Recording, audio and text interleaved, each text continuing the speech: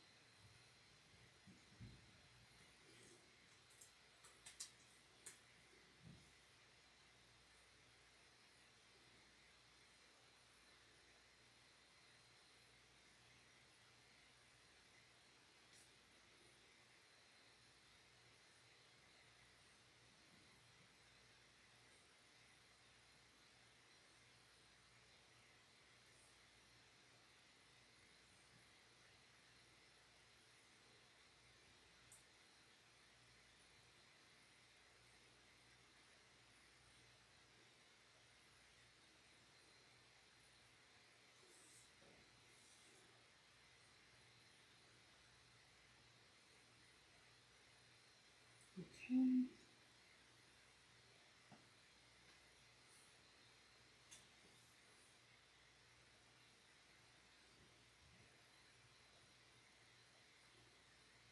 Are you seeing it? Yeah, give me just one moment because I need to get a link. There it is.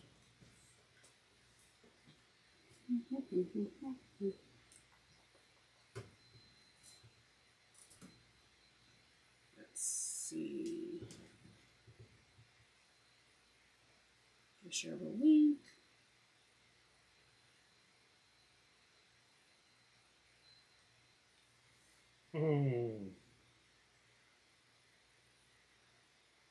There goes Cindy. Hi, Cindy. Give me 1 second.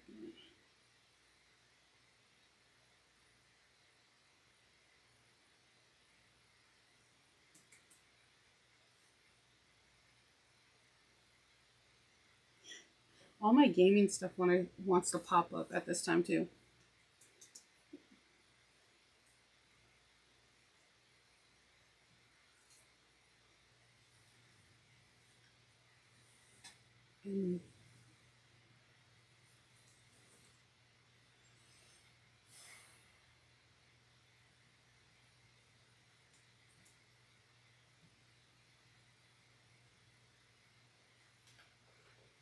Okay, I think I got it.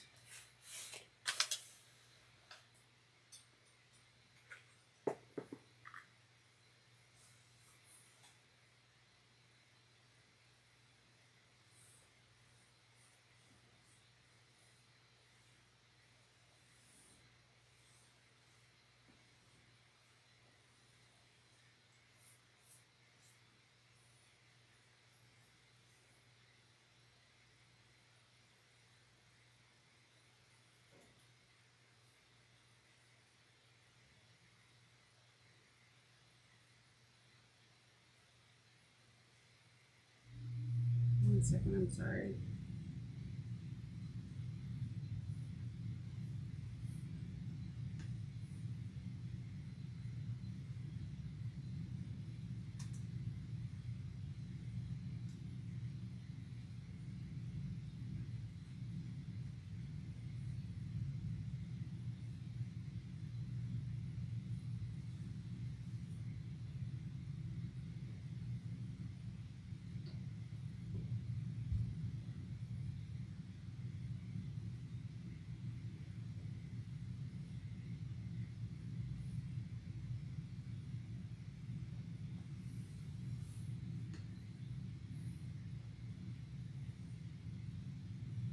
Okay, I got everything. All right. Can everyone hear me okay? Move this away from the scissors. That would be helpful. Okay. Happy Sunday, everyone.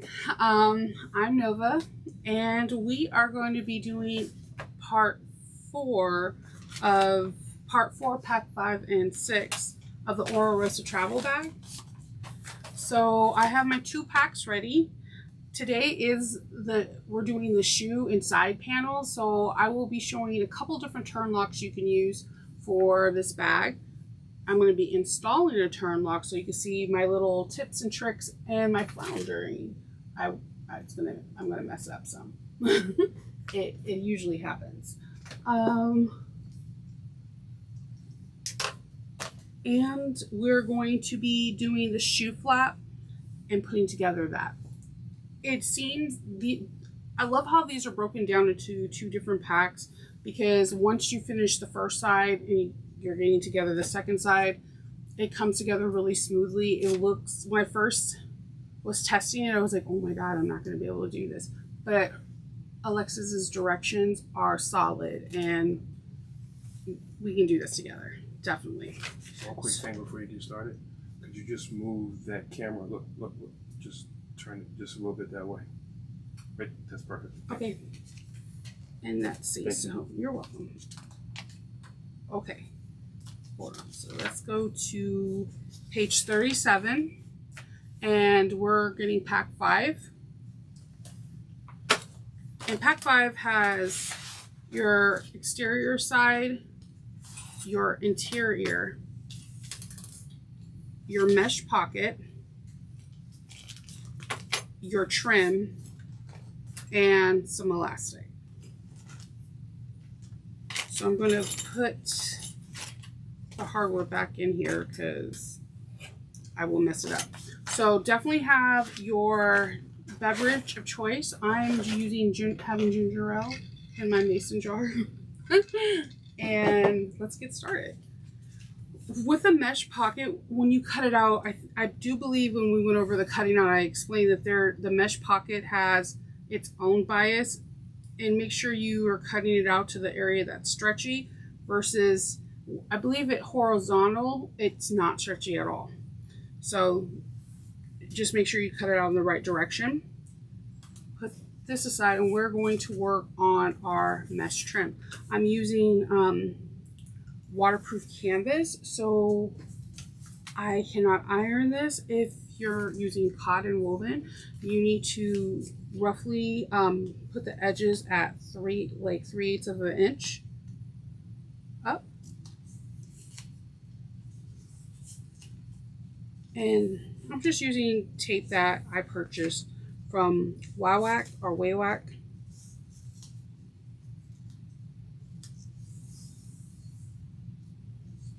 Hi Anita.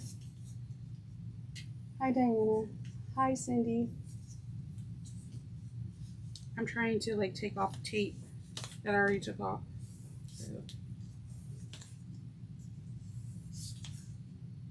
And if your machine is fussy with tape, definitely use give a try Dritz wash away tape, or wipe down your needle after you're done sewing each part. Like you sewed it down and you went through it, use an alcohol wipe. I do that a lot. I have alcohol wipes on like every station. All right, so we have that folded down. We're going to retrieve our mesh pocket.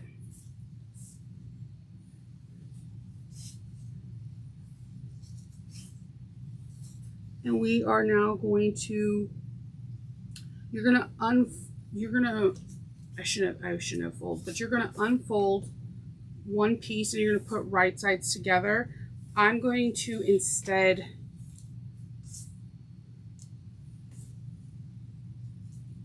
put this down exactly at the, I'll do it this way, it's easier for you to see. You can clip or pin and place this down, and I'm going to do not a basting stitch because I want it to stay together. I'm losing my words today. I'm just going to stitch it at a 3.5 stitch length down. I actually, in my first tester bag, I used woven, and I preferred it 100% over the waterproof canvas because the waterproof canvas kind of has no give.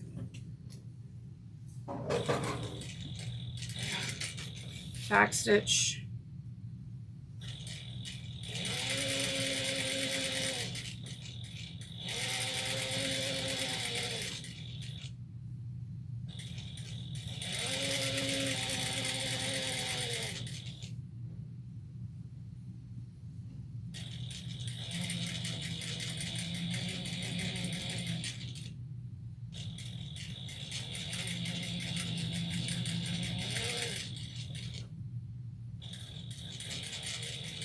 If you have a little overage, it's normal, especially when you're cutting in the right direction of the mesh. It stretches. Hi Lauren, welcome to my channel. Thank you for being here. So I'm gonna grab some clips. And I'm going to trim my threads.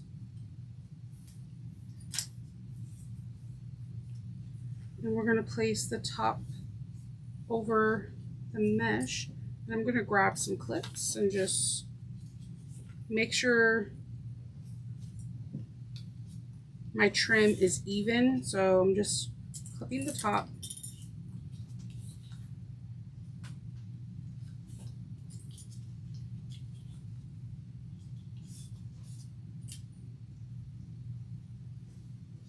Oh, before I do that, I can't find my bodkin.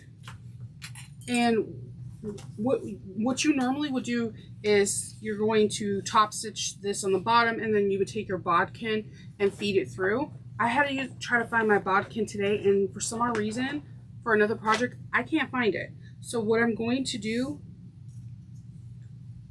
is I'm going to take this one part of the elastic and I'm going to bar tack a few stitches to keep it in place. And you don't want to put this over the area that you're going to be top stitching if you're doing it my way. I'm going to take this part and just clip it. I have to improvise because I do not have, I can't find it. I might have to order a new one. I was looking all over it like for 2 hours sake, because I had another project that required it, and for some reason I always have it on top of my machine, like connected to a magnet, because I use it a lot. A lot.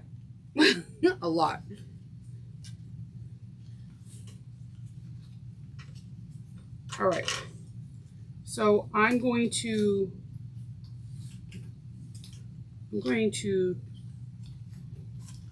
tack this down on this side too, just to make sure that it doesn't shift.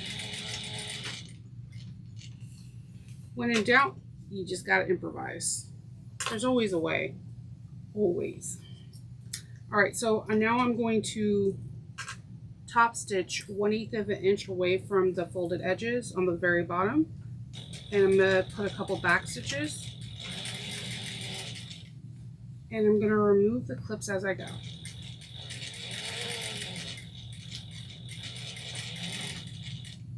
And I'm not sewing over my elastic. It's tricky. You just kind of have to shift it as you go and trust your stitching.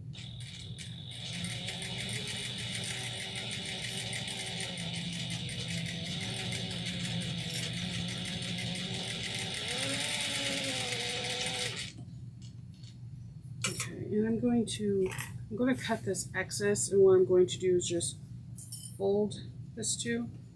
I feel like I shouldn't have used waterproof canvas. This is like not springing back how I wanted it.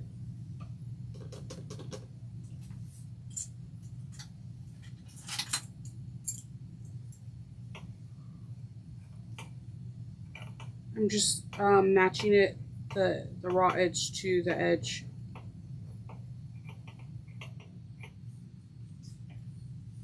Let's see.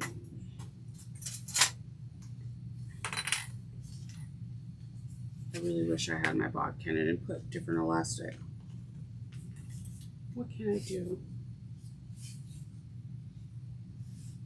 I don't even have a big safety pin. That's what that was plan B today. Because if you look on page 38, this scrunches up. I'm trying to see what I can do for a second. I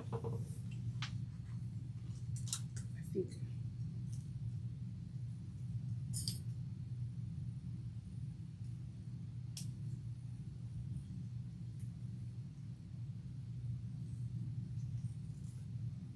think I'm gonna see if I could pull this to give it. It's a softer elastic because the other elastic I was using, somehow, some way, it just kept like fraying.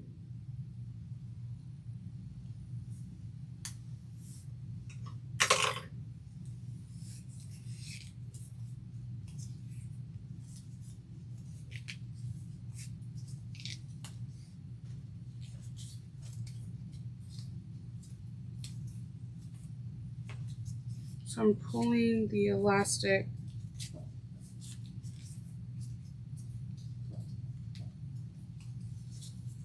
so that way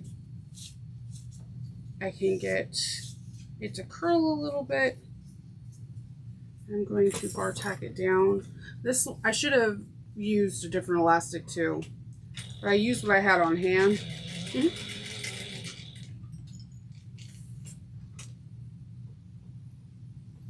But I'm a person that will improvise.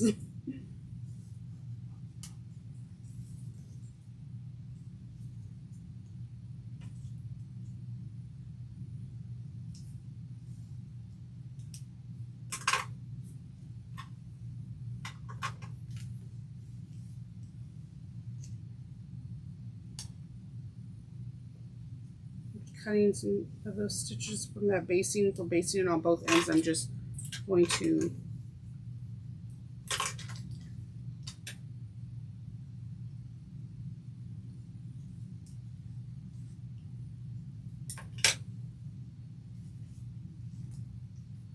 bear with me for just a second.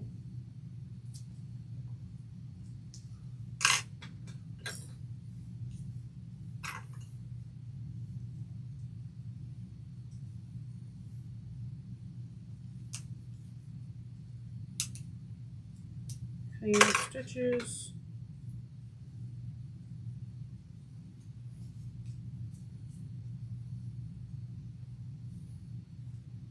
And getting my hemostat, I have those always around too.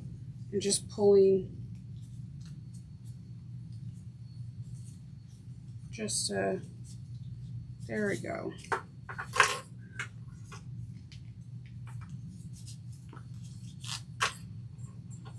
Okay. Removing my hemostats. Yeah, I have hemostats everywhere too. That's like one of my favorite tools. Because sometimes your fingers just can't hold on long enough, so you work it out. Okay, so then we're going to, we feed our elastic, we're going to grab our interior, our interior pocket, side. And we are going to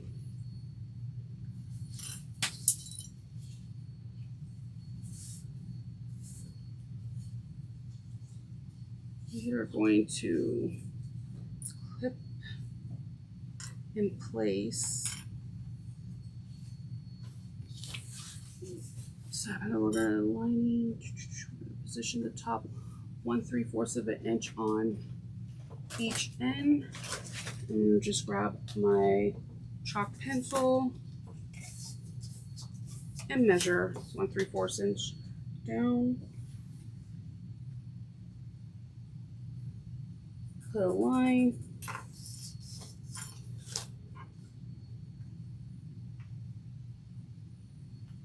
Put a line. And then I'm going to clip it on one side and clip it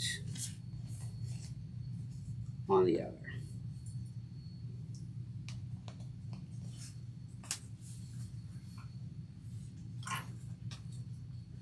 And I'm just going to clip the sides real quick.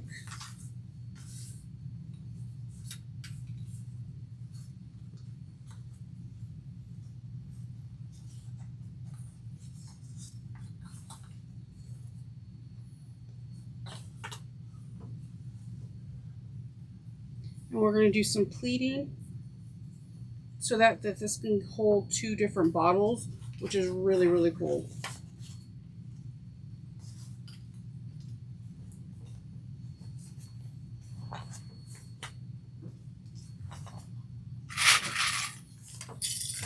All right. So on the pocket, we're going to, I should have found my center. I should have told you to find your center first. That's super important. And draw a line.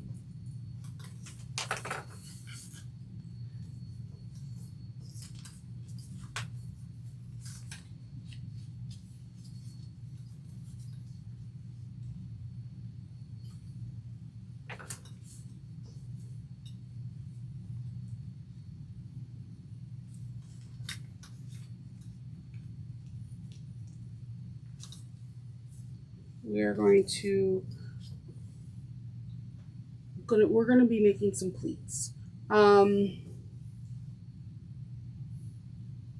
If you look at figure 126, on the sides there are pleats at about 3/4 of an inch to get it to fit from that 1/3 of an inch mark to the bottom. So there's like, it's not baggy.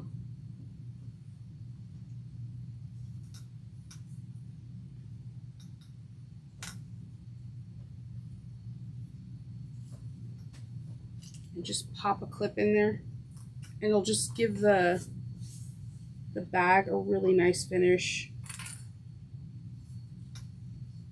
The great thing about the mesh is that you can't mess up. If your pleats go in a little different direction, as long as everything lines up on the side and the bottom, you're going to be fine. But just take your time. I'd kind of just make it as like a little, pull it all up till it's even, and then just flatten it out to make my pleats.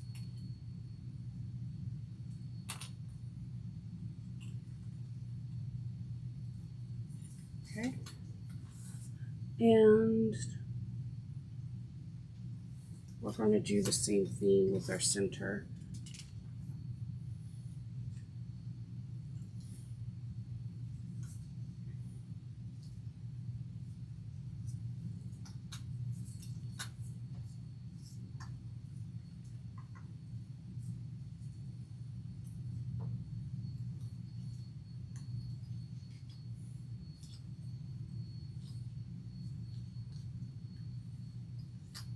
Now, what I did last time is I go down and I make a pocket, like I back stitch. I find my center, I clip it in the center, and then I make my pleats after I find the exact centers. It helps tremendously to do it before you put the elastic on. Don't do what I did and not.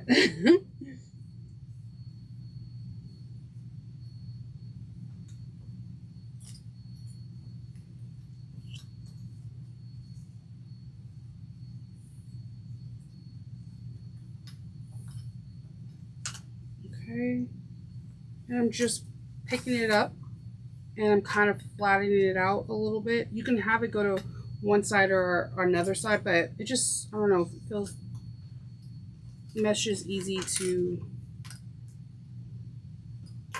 pleat. You just have to take your time. All right, so we're going to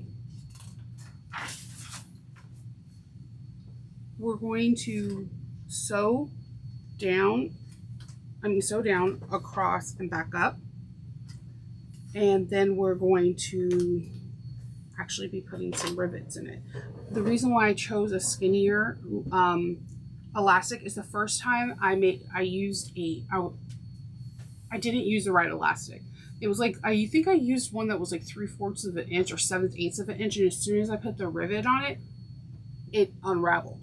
So the second time I used a smaller one, but it was a bad elastic. It frayed the minute you unrolled it, and I should have known. And this time I was like, I'm gonna use the elastic that you have for the mask, because it stretches like a t-shirt really, really, really great. Like but I did not pay attention to the stretch recovery. There's a whole process with that. So I use a thinner one so that way I can rivet and it will not get in it. It won't get in the way. I always backstitch. I backstitch one time over each pleat too, just for security.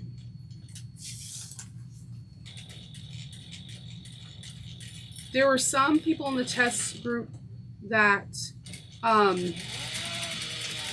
sewed down a center line for each water bottles, but the way Alexis has us doing the rivets, it becomes two separate ones without actually having to do an extra stitch in the middle. So my biggest tip is to, before you put the elastic in, measure your centers and put a little mark or a clip on your elastic where that center is, and then you can make your pleats on the side and then the bottom. Backstitch very well over each pleat.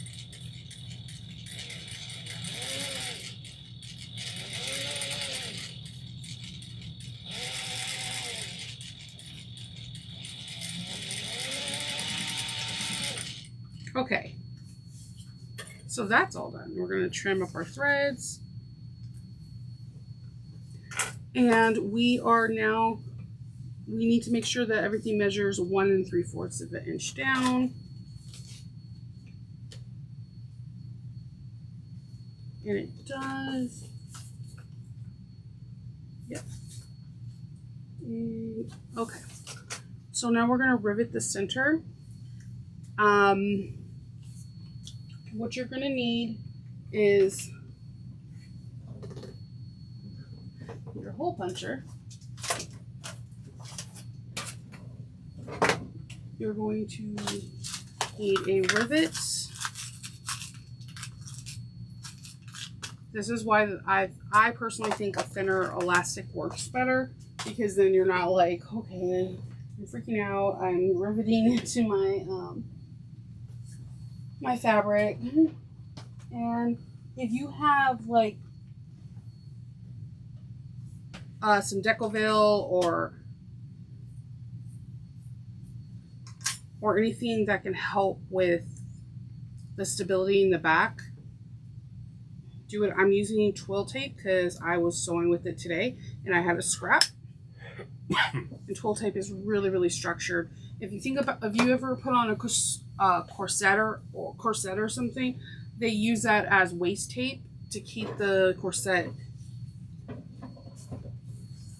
in place so it doesn't stays in shape. It's just a really strong material. So I am going to make a hole, and I'm filling out with my fingers where the elastic is so I do not go through it. I'm going to take the metal part of my rivet and put it through, and on the back I'm going to put my twill tape washers. I covered through two layers.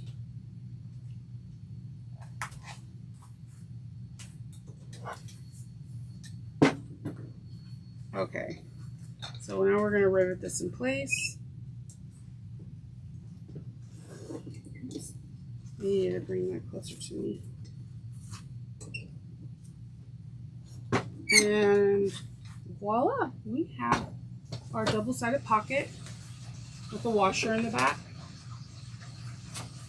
But definitely if you have Peltex or like Decoville Light or whatever scraps, I usually have a little bowl or box like this just filled with them because they make the greatest washers. Okay, so we're going to now grab our zipper panels that we made last week, our exterior, and some turn locks. Now the last two bags, I realized that I did thumb locks and not do a turn lock. There are some really cool turn locks out there.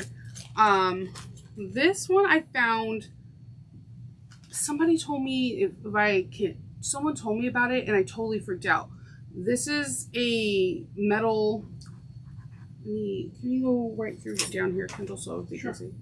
Okay, so this is a turn lock and it has your back facing and your front facing, but it's with prongs. And the reason why I like this turn lock so much is because you only need to cut out that small oval turn and you press it down and you're done. You can put some glue on the little sides and you're done. I've used this turn lock before. It's relatively really light. It doesn't make any extra weight to the bag, and it's really easy to install. And I got it off of Amazon. I was looking for turn locks and I came upon this, and then somebody else mentioned it. I was like, holy moly, this is pretty cool. There's all these different ones that you can try.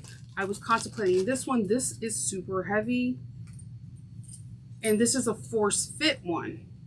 So you would cut out the oblong shape, put these together, and you would take a mallet and hit it together, and it comes together. Now, I can't do that because we have new neighbors and I'm in the basement, and I think, like, you know, pounding a lot after 5 is odd, but I thought this was a great one to show you. The force fit ones are pretty awesome because, again, you don't have to deal with screws. I have to avoid screws. I'm not gonna lie to you. Every time I use them, like, a screw comes up missing, and then I'll find like a pile of them when I sweep, and then I'm like, what happened? Then there is your more traditional one, which I definitely love this one. This one is super pretty. You have another rectangle, and then you have the male and then the female, and then again where we would just trace this out and cut it out and cut out the two places where we would do the magnets. And this is really nice. So for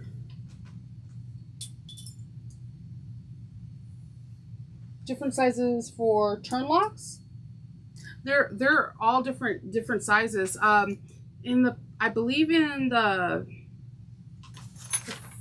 front page when it's saying supplies, there's not an exact size turn lock. They all do the same purpose. I've used like little miniature ones or gigantic ones. It just depends on what you are comfortable with.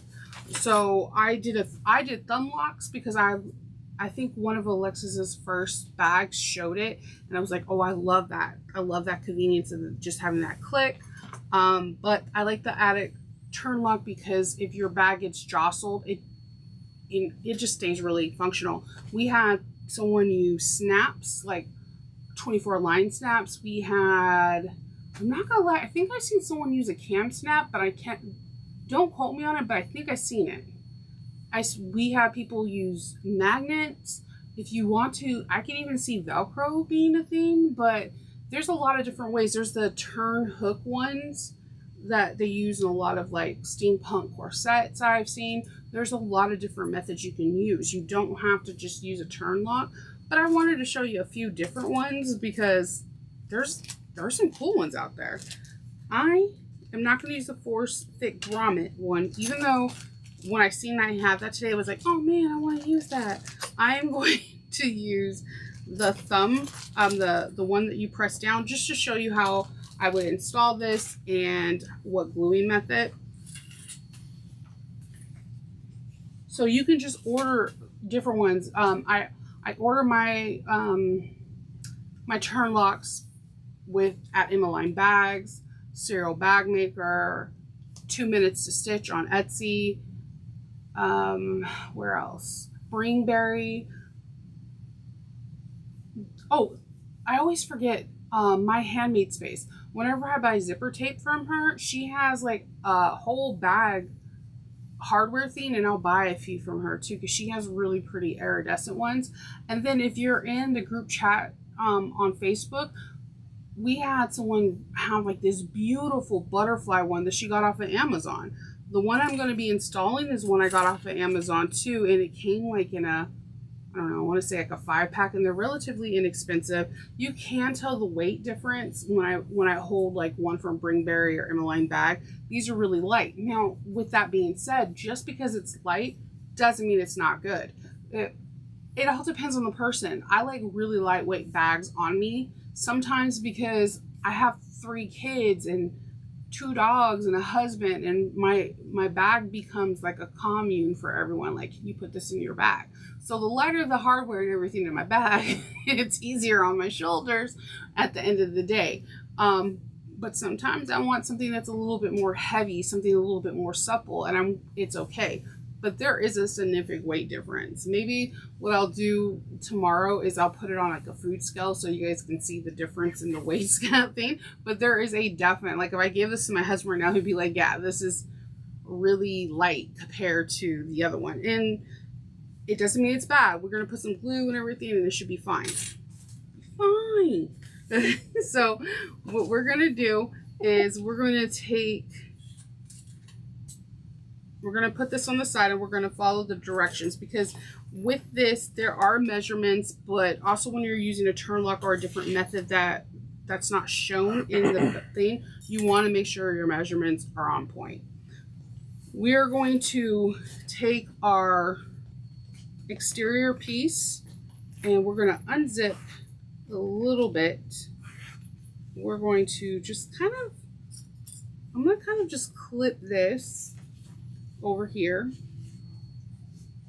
because I want to see where I want this to lay. So I'm going to take this, put right sides together, and we're doing on page 40 and we're doing figure 134. With the thumb lock, it was like nice because I could just put it at the edge of the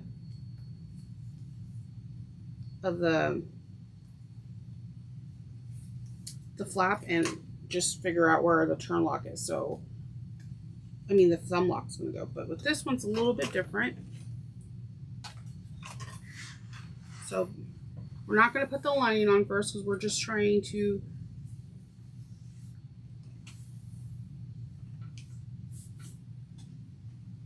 make sure we can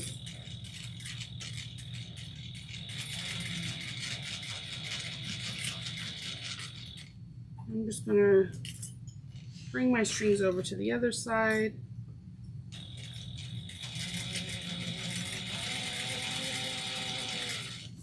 All right. I like the force fit grommets. I've had some success with those. It does. You do need to really bang though, and watch for your fingers. Ask me how I know. Okay. All right, so this is how our flap will look. So what I'm thinking is I'm going to install, I'm going to have this a little higher up so that the mail will come up here, so it doesn't mess with my 2 rows of stitching that I did the last time. And what I'm going to do is I'm going to find my center and I'm going to mark it with a pen. That actually works. I'm going to get a pen that works. Yep. So I have my center, and then I take the washer, and I'm going to, the back side of this, I'm going to draw this oval.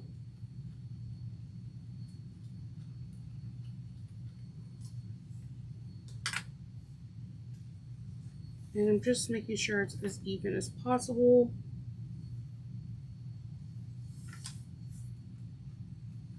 All right.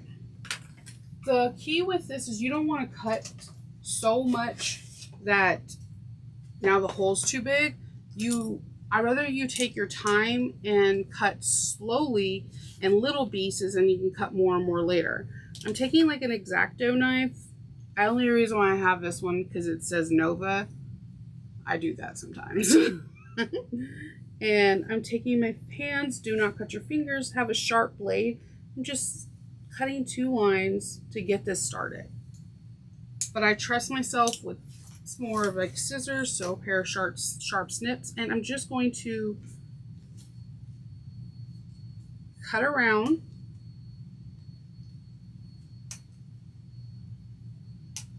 this oval. And I could guarantee you when I go look, it won't be perfect. I might have to cut out some more, but cutting out more and not having it too small versus too big is always welcome. So yes, you're gonna have to cut into your beautiful bag pattern that you already did. I'm going to check and see, sure enough, I'm gonna have to cut out some more. So I'm just tracing it. A pair of sharp snip scissors helps tremendously. I find like embroidery scissors are pretty good for bag hardware installation because they're really, really sharp.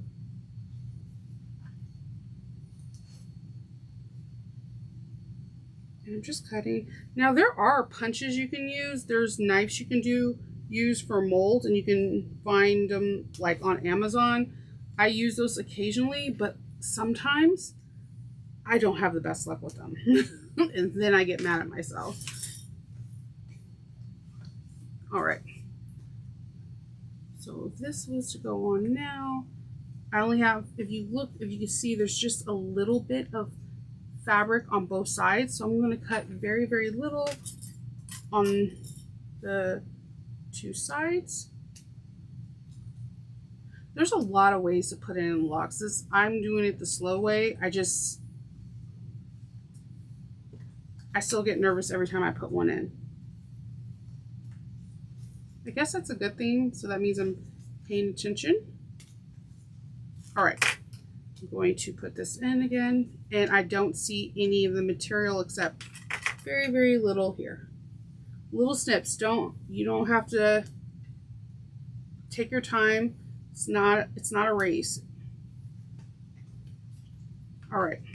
So what then I'll do now is I will grab some glue. And I'm using Magna-Tack. You can use fabric, tack, whatever glue works for you. And I'm just putting it around the area, especially if you're using cloth. You want to make sure, something that frays, you want to make sure that you have like fray check or something along those lines, so that way it doesn't go everywhere. And I'm going to flip this onto showing the exterior. There you go. So we're going to take the female side and put it over the male.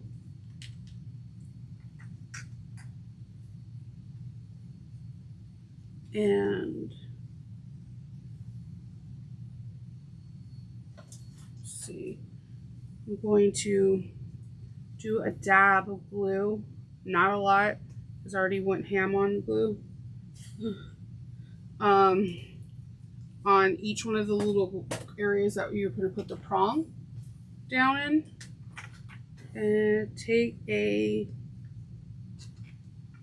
flat screwdriver or backhands of the scissors, and I press it down. Kendall, do you mind getting me a napkin? Because I have like a lot of glue everywhere. I was looking for like a rogue piece of cotton somewhere, but apparently I swept today. So kudos to me.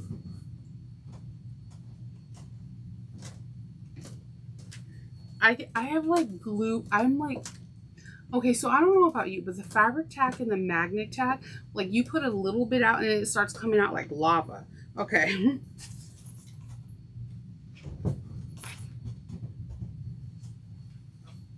All right. Getting the glue. Thank you. Okay. And wiping excess glue off. Wiping it off. Okay. Okay, so we have one, you have it down. Yay! Okay, so now what I would do is I will lay it flat, make a mark here, like where the male part's going to be. So I have that little mark. I would, where my two prongs are, find its center. My pen is like, I want to work and I don't want to work.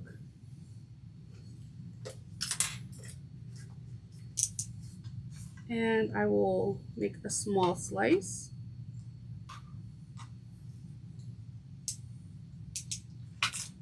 And I would try to use a small bead of glue.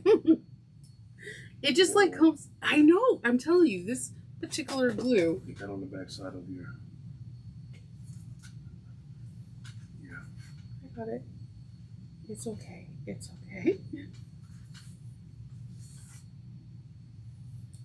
No. Okay.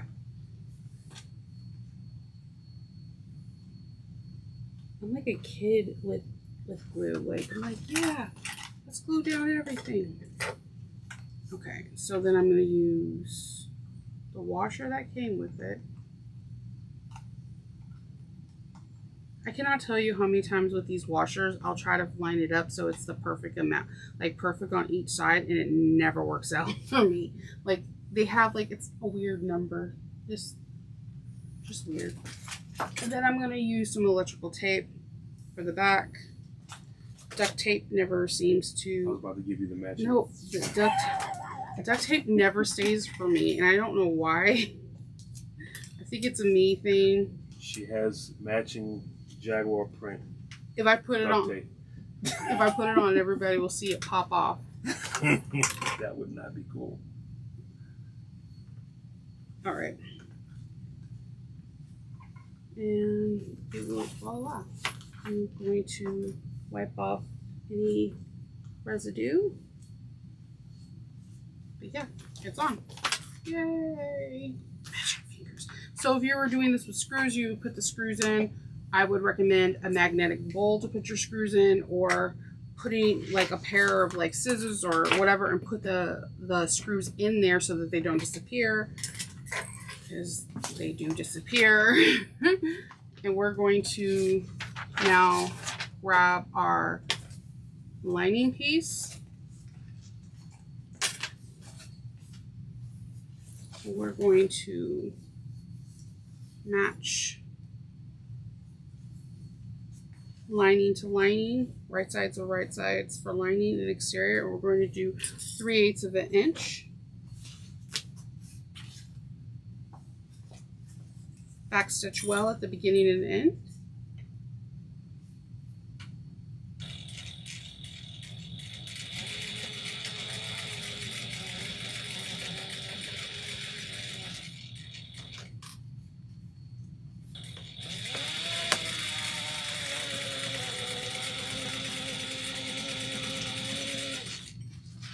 Okay.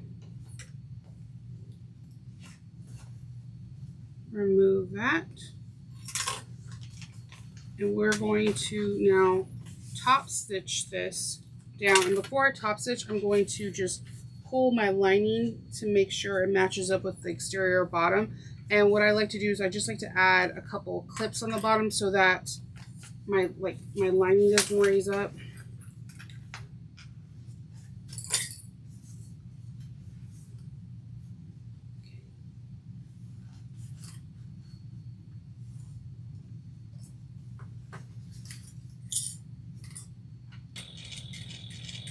One 1/8 of an inch over on the top.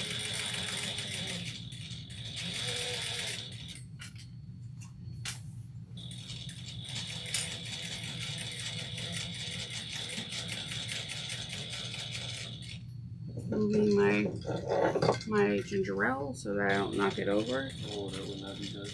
No, I have broke way too many mason jars in here. You don't know, I'm accident prone. I'm accident prone. So we have that. That's very cool. All right. So it is now time to work on pack 6. I'm going to put this on the side for right now. We're going to be using it later. So pack 6. I told you I'm into project bags.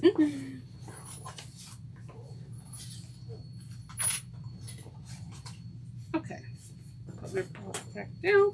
We're going to need our 2 zippers.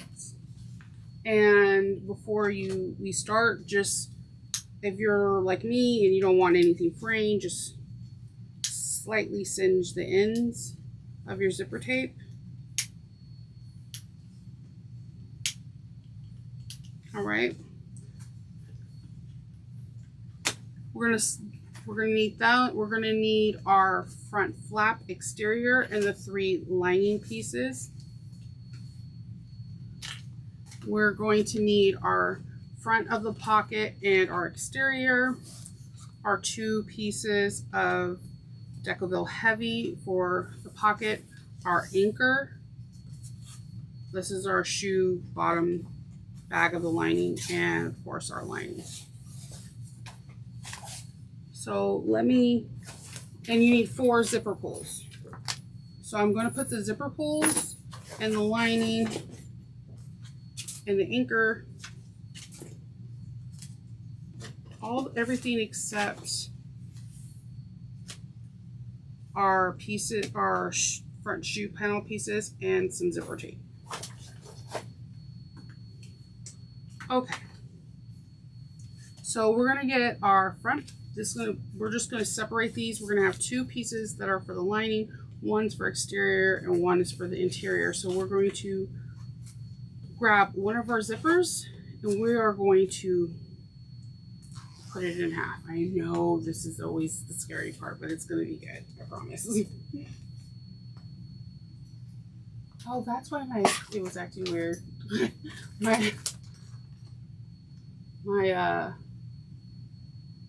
my thread is caught in your bag. In my project bag. All right, so we're gonna take one of the 16-inch number 5 zippers and we're going to clip on one side.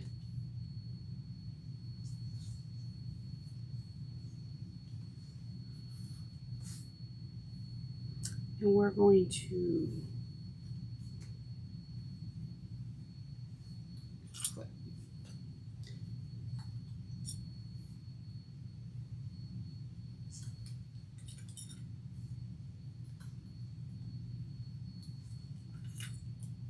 Take your time.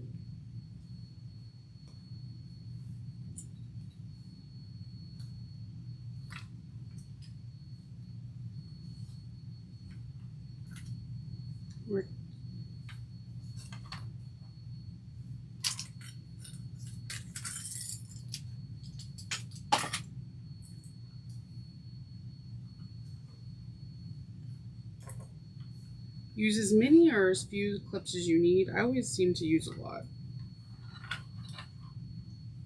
because I want to make sure that each curve is fully covered and everything's, you know, raw edge to raw edge.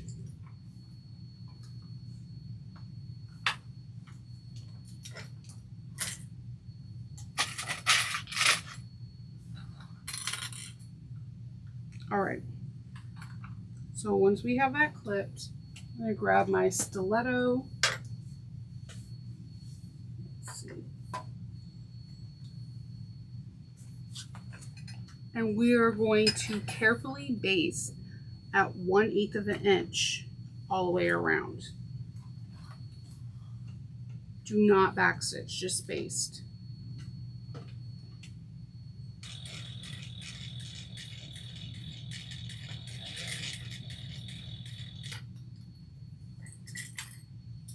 And I'm just going to use my stiletto in lieu of my finger. And just stop in as much as you need. Make sure your needle's down when you stop.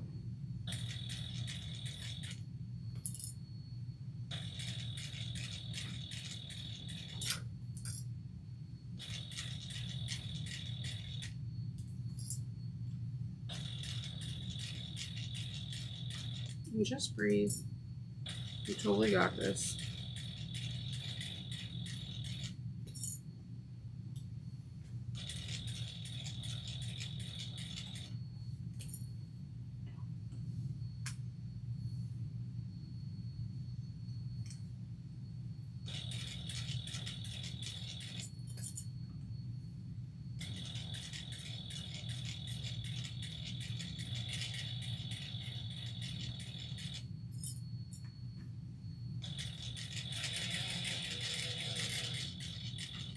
All right, we got one down, and we're going to now take our lining,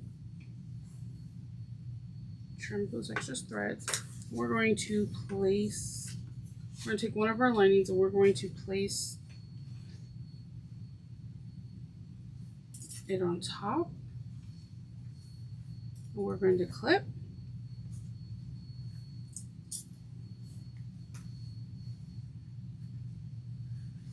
If you're using all cotton or canvas, you can pin.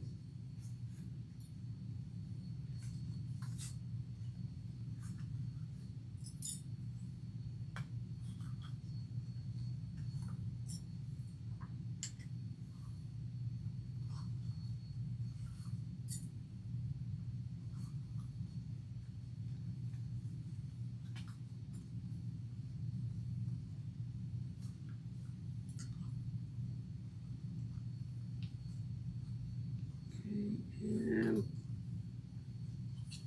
we are good to go. Now we're going to, after we clip, we're going to sew at 1/4 of an inch.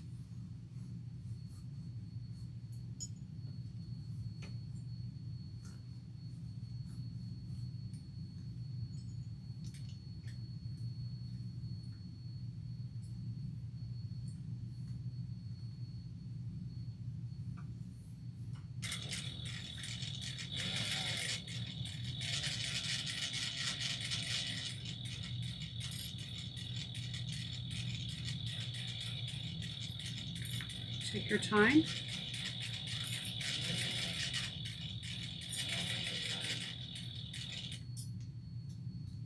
If you feel like your zipper teeth come up, just stop and position it. You don't want to accidentally sew over them.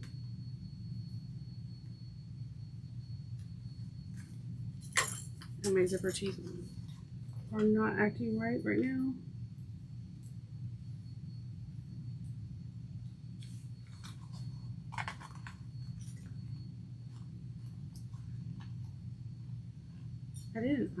I usually iron my zipper tape before I use it, and I didn't do it this time. I was like, oh, I don't need to. I'm just gonna remove a clip, and there we go.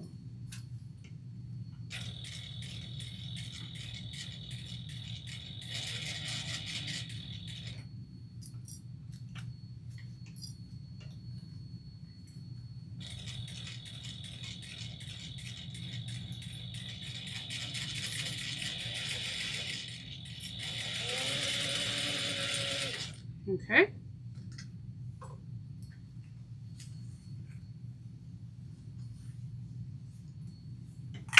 Okay, then we sew all 4 layers together using 1/4 of a seam allowance.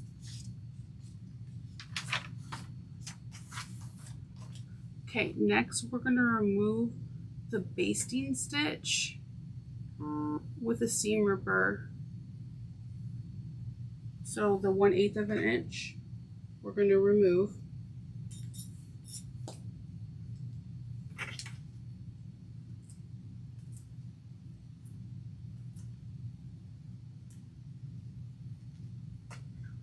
I know you're like, what? Why are we doing that? There's a rhyme and a reason, I promise you.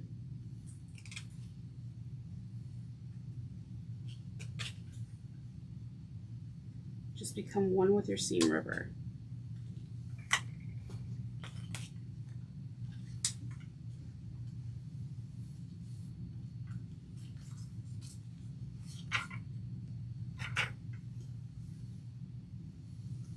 Oops, never mind, Shinova, come on.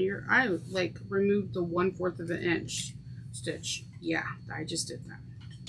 Don't tell anybody. All right, let me start removing the 1/8 of an inch now, and not the 1/4 of an inch. I got excited way too fast. Let's see.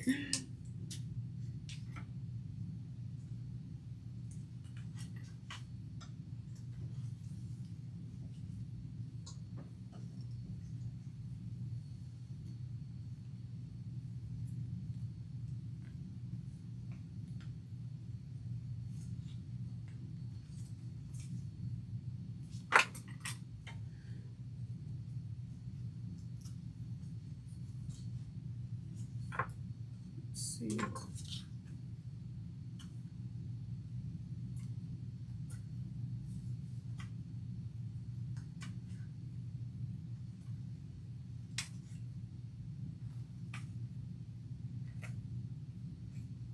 It is a process, I know, but I'm telling you, when it all comes together, you'll see it's super worth it.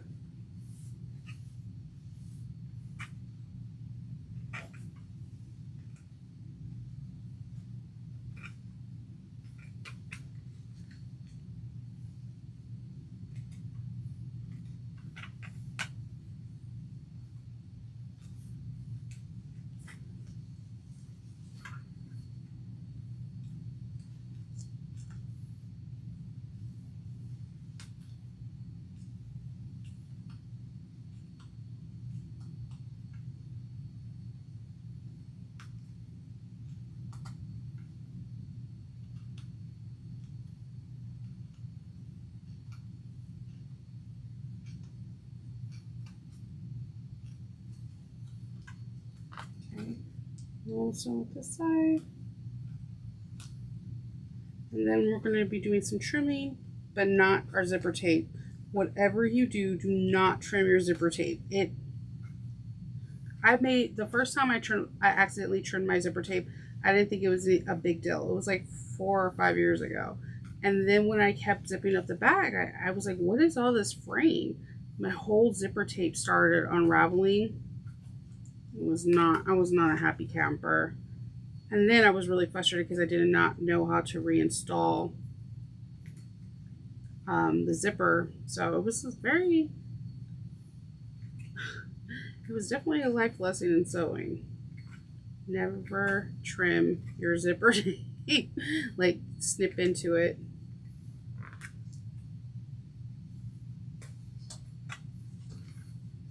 All right, I'm almost done with this part, and we're going to trim back the exterior and the interior to 1/8 of an inch, and not trimming your zipper tape. A duckbill scissors or embroidery scissors work really good on this. But if you don't have that, just a pair of small snips and taking your time to cut it out, you'll be fine. That's why we're removing the 1/8 of an inch stitch, so that way we can trim this back so that the lining sits, the pocket sits really nice. It's the little things that in this pattern that makes the biggest difference. So, like, just really just trust the process.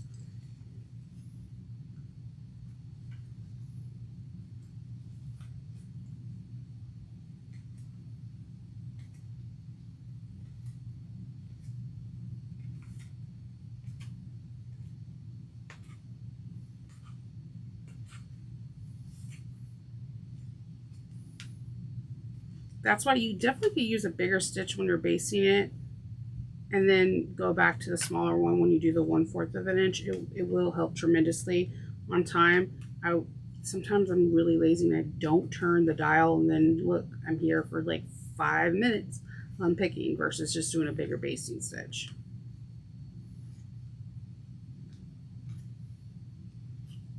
And we have 2 more stitches and we're done. All right. So we're now going to trim back the fabric only to 1/8 of an inch. So take your time, not cutting the zipper tape.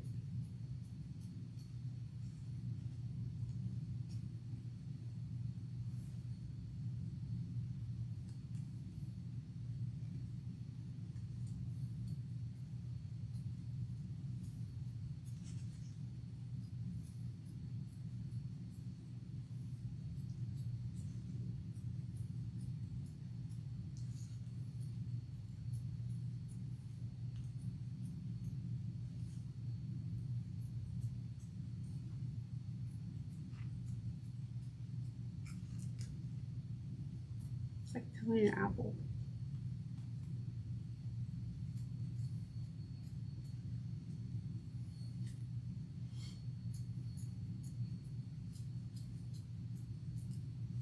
Okay. We're gonna do it on this. Yeah, I just sewed the other zipper. Nobody noticed. Okay, I'll fix this. I'll fix this.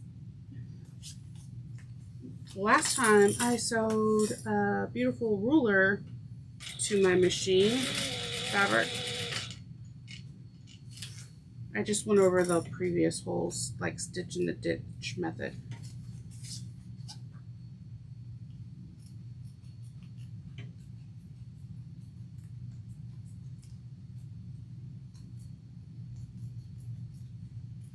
Okay.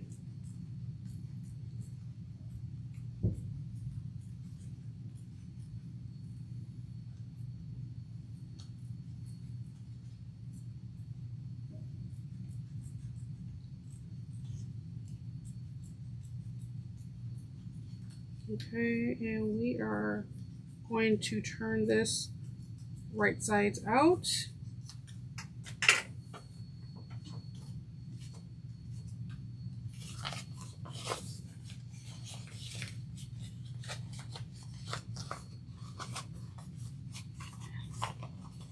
And you can use a chopstick or a boning tool, whatever you have, to get the curves. I have a chopstick if it wants to come out. To get the curves nice and smooth.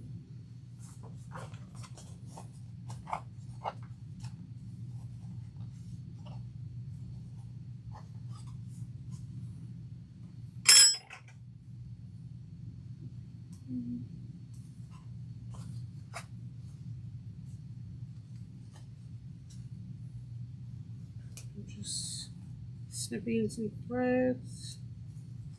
All right. And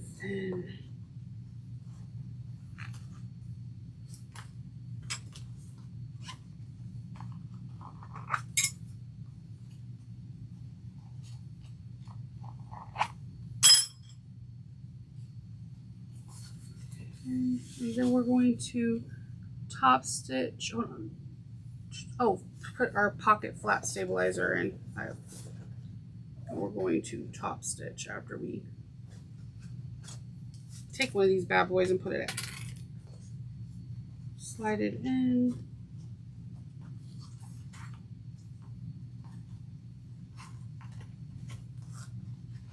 All right.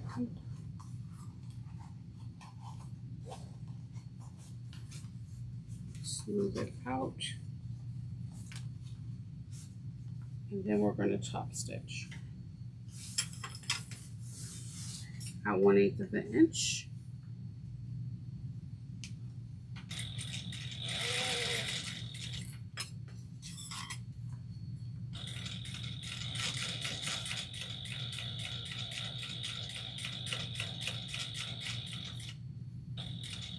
I'm using a 9014 needle. When I get to the heavier parts, I definitely believe in switching out your needles.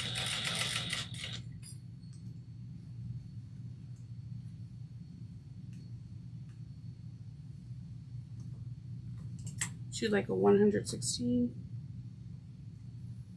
And I'm kind of pulling the zipper tape taut away so that it doesn't get caught up in the seam.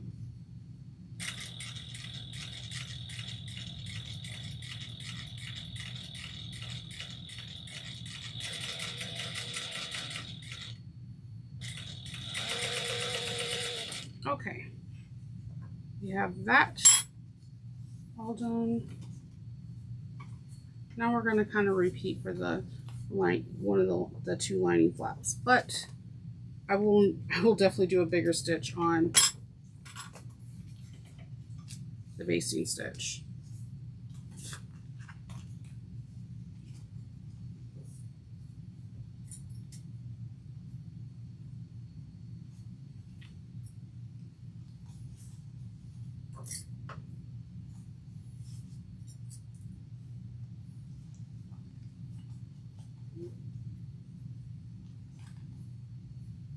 Like glue everywhere.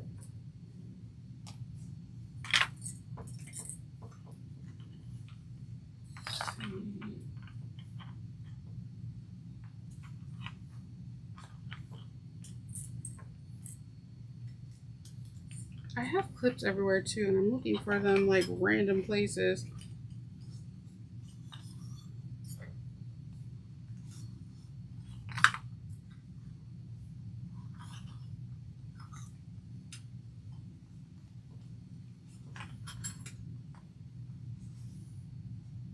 All right, bigger stitch so I can remove them. And I'm gonna base this on at 1/8 of an inch.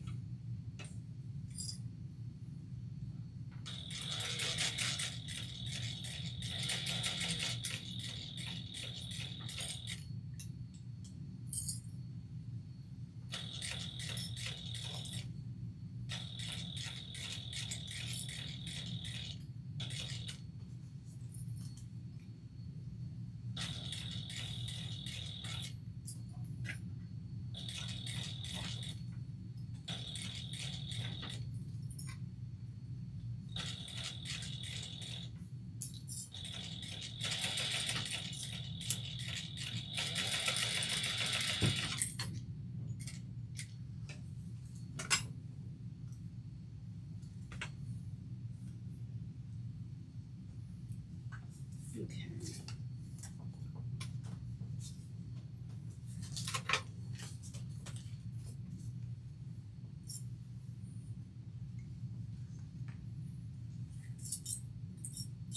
Gonna put right sides together, sandwiching the zipper. Going back to a non-basting stitch. I'm doing 3.5.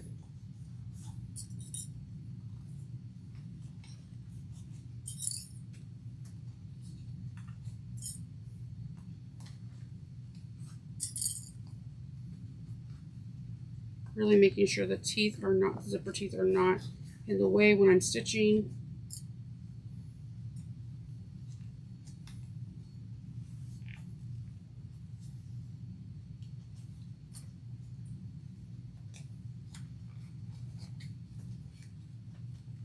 Let's see.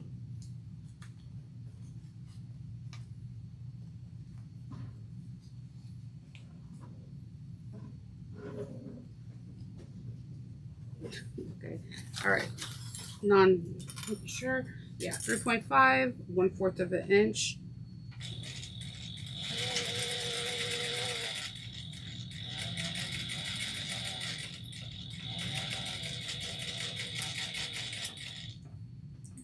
And make sure your zipper tape is not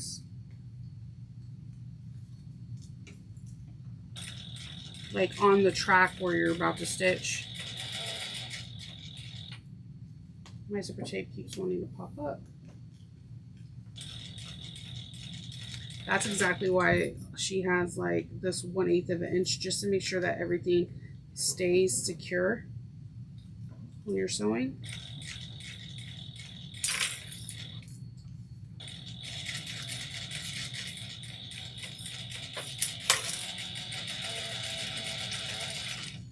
Okay, we're going to now remove the 1/8 of an inch stitch. It's a bigger stitch, so it'll be faster to remove.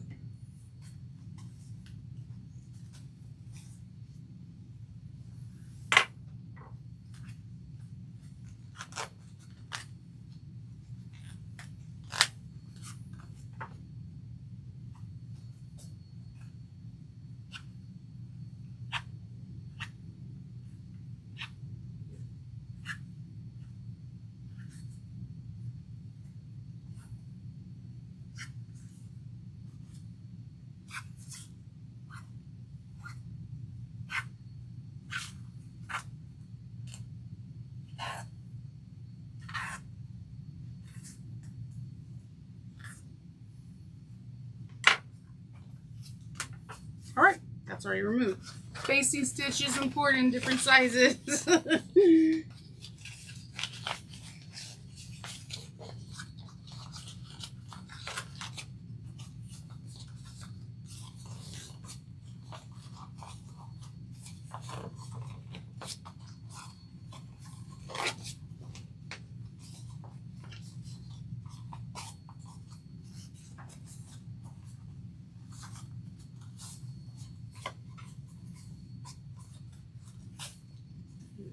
Just pulling on the zipper teeth to get it out, and then using a chopstick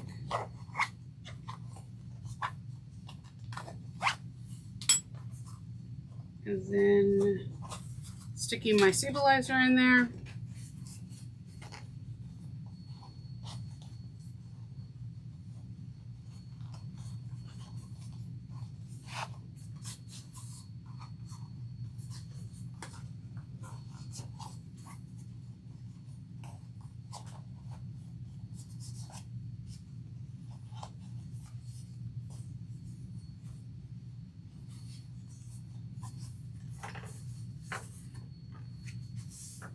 Okay,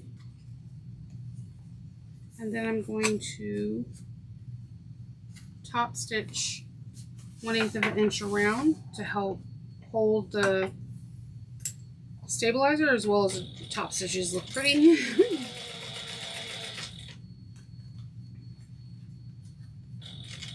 Oh, I should have trimmed like I did. I think I got overly excited because the basting stitches came out fast, but you could trim back the excess off the, not the zipper, but around the zipper from 1/8 of an inch.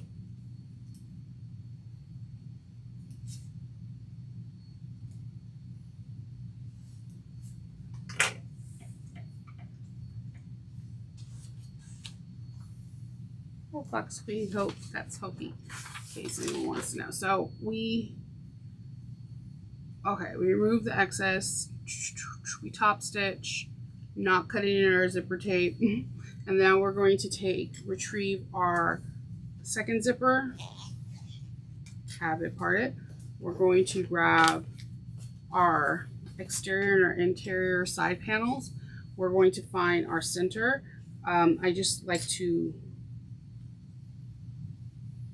clip the top and bottom, and then I will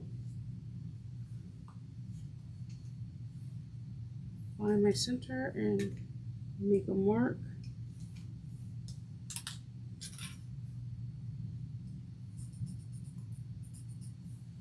Chalk pencil.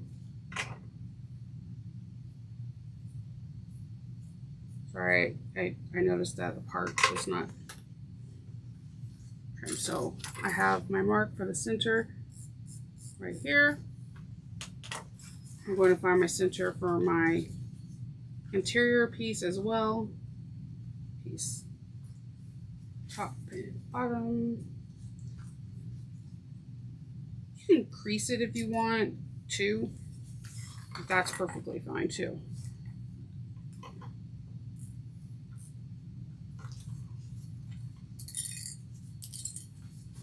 Just redo it, and then I am going to take the clips. I'm going to pin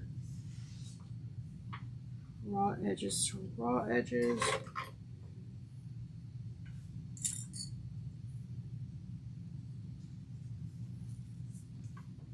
This is also where you're going to have to base 1/8 of an inch.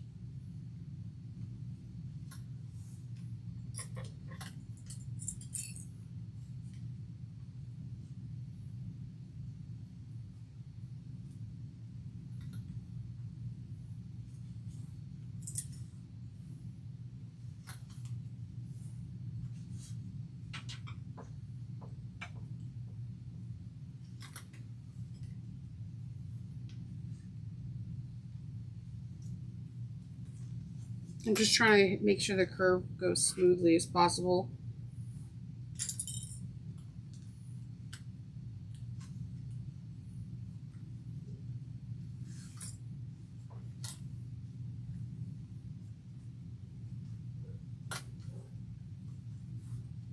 There goes my puppy again.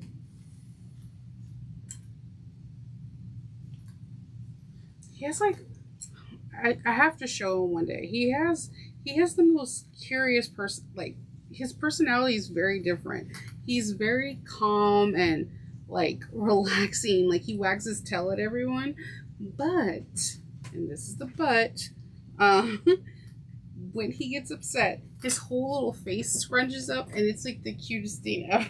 And I know I'm not supposed to be like, oh, that's so cute, but he has an adorable personality.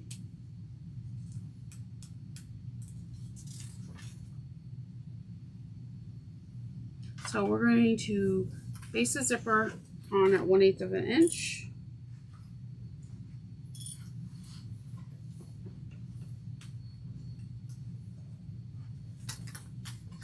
I'm going to start here on this side. I know. Okay, so if you guys notice, I write and I sew. I do everything with both hands. So it may look backwards. You're like, is she left-handed? Not like Hope is. Hope is 100% left-handed. But I am ambidextrous. Because I had someone mention that on one of my things. They're like, hey, are you left-handed? Yes and no. Having a really good zipper foot, like this narrow head foot, it's exactly 1/8 of an inch, so it's easier for me to navigate things.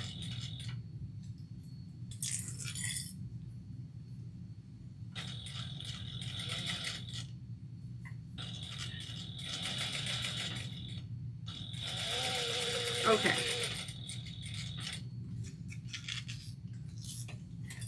Let's pull this out.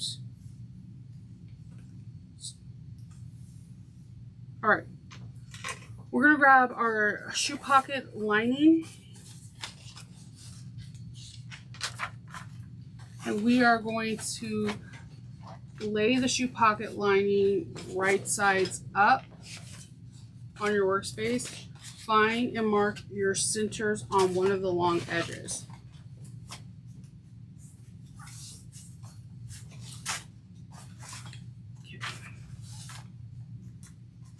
And I'm going to use white chalk pen so you can see, and I can see.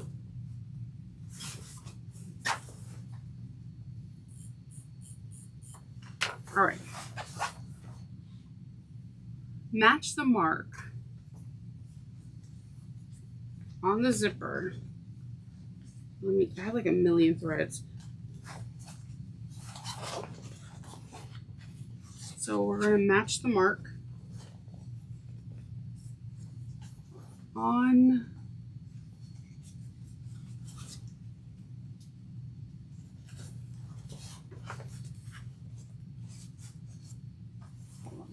on the zipper.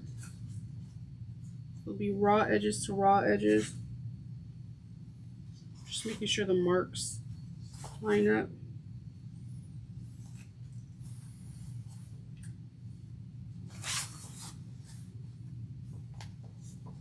Raw edges to raw edges.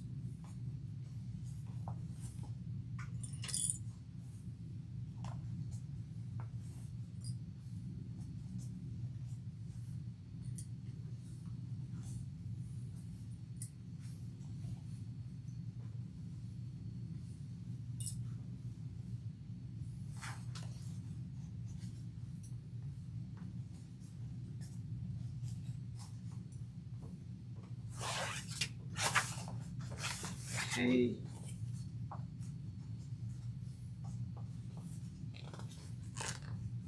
Just work with it. It'll mold the way you need it to. All right. So when you have it, it should look like diagram figure 164. So you have the right sides to right sides, teeth, the sandwich teeth are sandwiched in between. We are going to sew at 1/4 of an inch seam allowance. Back stitch the beginning and the end. Take your time. I generally have the heavier or bigger stuff towards the left of the machine instead of trying to cram it in to the neck of this machine.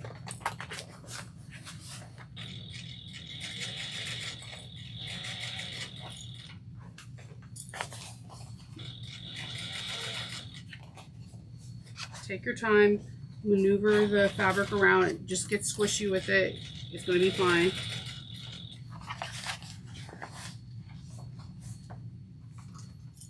If you have to stop, put the needle down, grab something to drink, stay hydrated.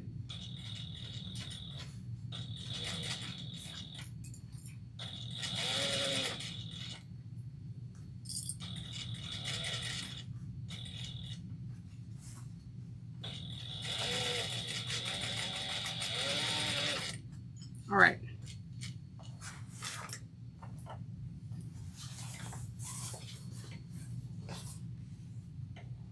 Okay, let's turn in our threads. All right, so triple check the position of your waterproof canvas. Make sure it's wrong sides to right sides with the exterior. And then we're going to sew the shoe seam at 1/4 of an inch, and we're going to set it aside. We're going to grab our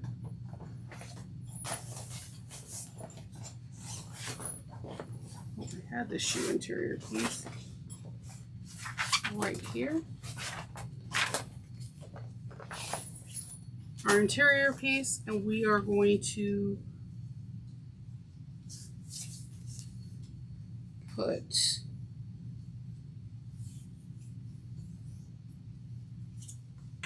right sides together and clip it.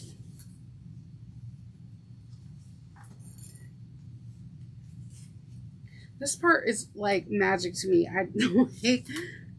At first I was like, no, there's no way. And then I'm like, oh my God, I did it. I want to do this for every bag, knowing that every bag can't have a shoe pocket.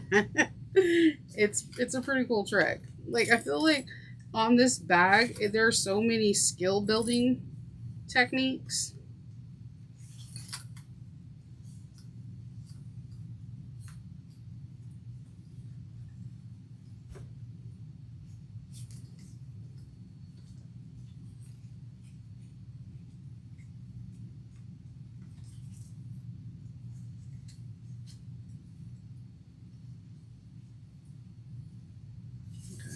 So I'm going to do the same thing. I'm going to go from the opposite side. I'm going to base this on at 1/8 of an inch.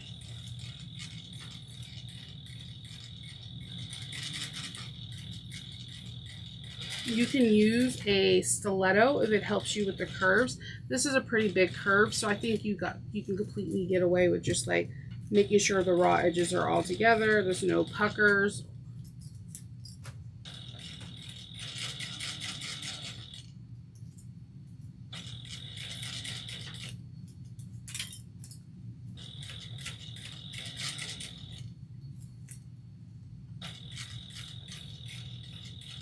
And you can kind of see why I go from the opposite side, because as I am pulling and maneuvering the zipper tape, it's kind of like shifting a little bit by little, so you have your tail on the side. And oh man, I almost Rapunzeled this. My hair got caught in the lever. I would have had straight curly hair in the threads. All right, so we're going to grab we're going to retrieve our shoe pocket anchor, and we are going to match right sides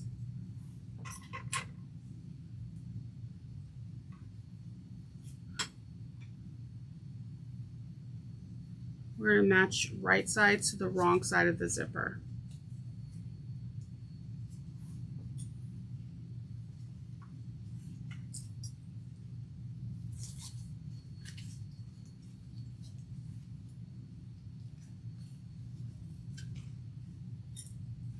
And just clip it.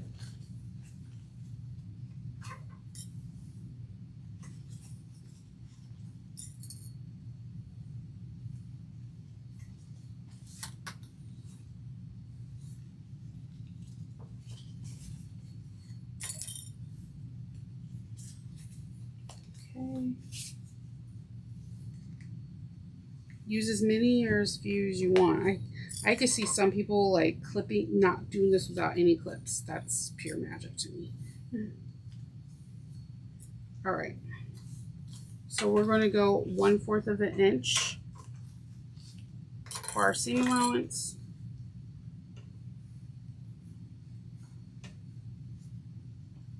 Back stitch at the beginning and end of each.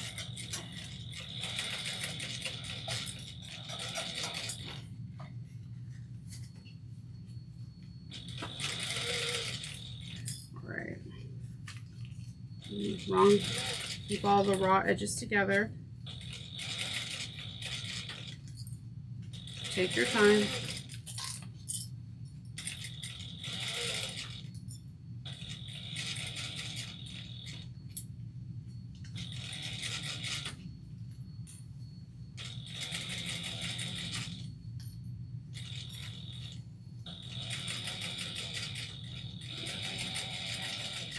All right.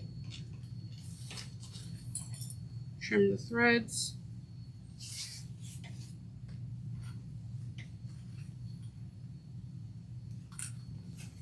Okay. Then we're going to trim off the excess part of the shoe anchor. Just trim it off. Not the zipper tape, just the anchor.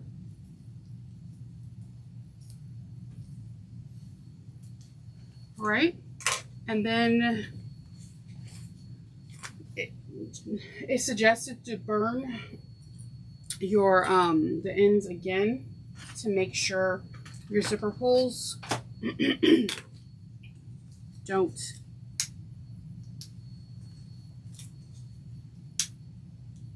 it just makes your zipper pulls easier to get to and pull on, because when it's frayed it like doesn't want to go. So now we have to step 27 you need to follow really closely. Position the side panel of the two linings right side together.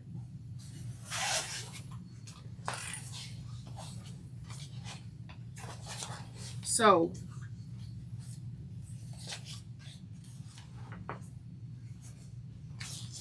we're going to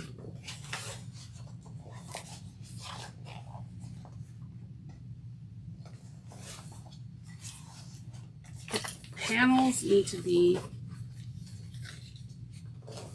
it gets really squishy, just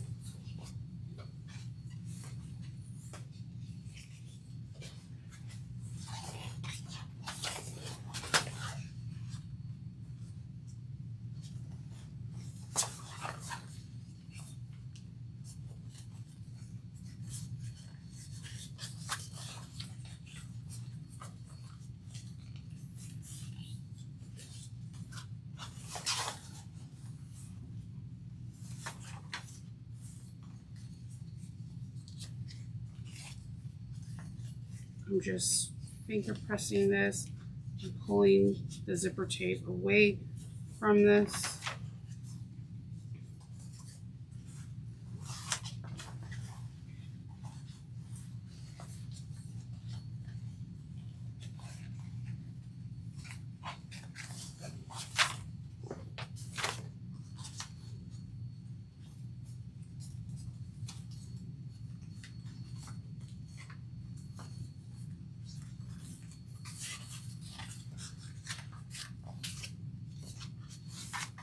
I'm struggling right now. Hold on. Position the side panels right side lining together.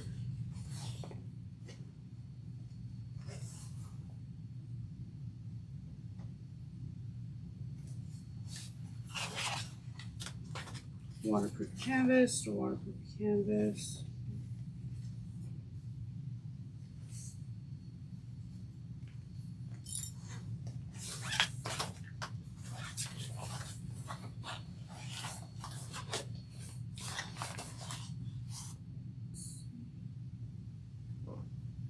Right side panel, side position the side right sides. Put the lining in the shoe panel and just clip the raw edges.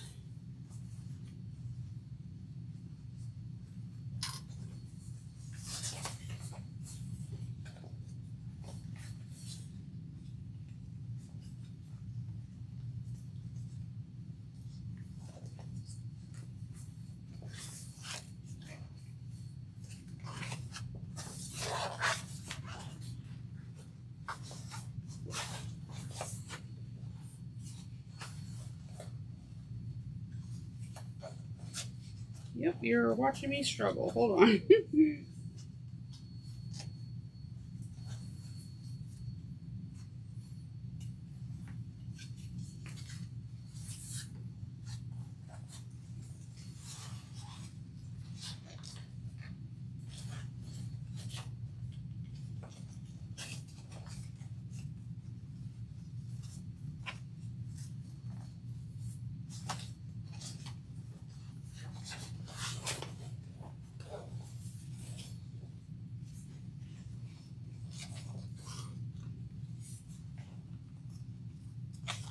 On getting the right sides of the canvas. It wants to be a little finicky.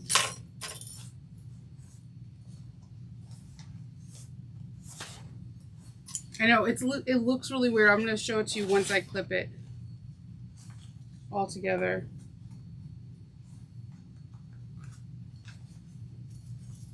We're sandwiching in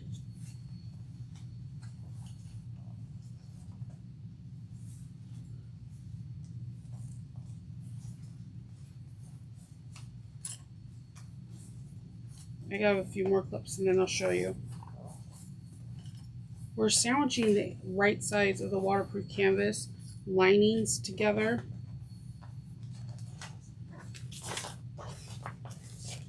All right.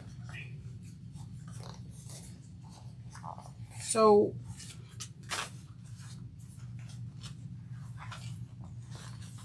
the exterior and the interior are going to be wrong sides touching.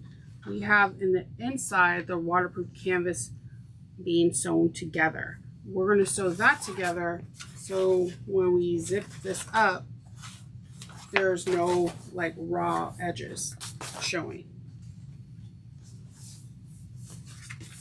All right, so we're going to sew those figures, and she has really good explanations of on what to do. She shows you where the shoe pocket lining is, where the lining of the anchor is, and where the exterior is. And it will help tremendously, because at first you're like, okay, it is not making sense to me, but you're pulling everything in so that way if you look at figure 171, you'll see that the zipper tape is facing out and the waterproof canvas is kind of like, I'm trying to do it like the figure so you can see it.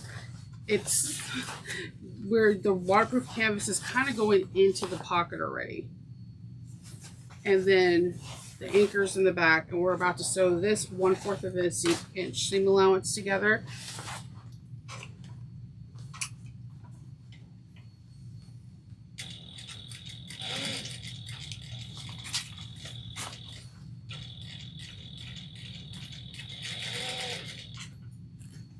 Okay, I'm gonna make sure raw edges and raw edges, and you're gonna get squishy, so just bear with it, take your time. It's a unique shape.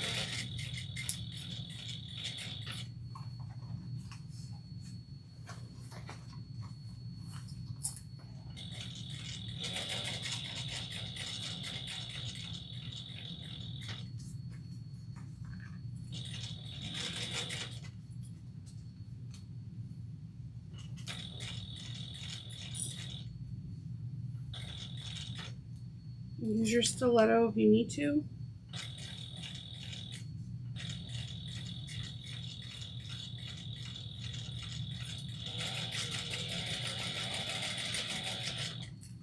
Okay. So if I flip this around right now, I'm going to pop a few clips in here because it's been bent out of control right now. You're going to see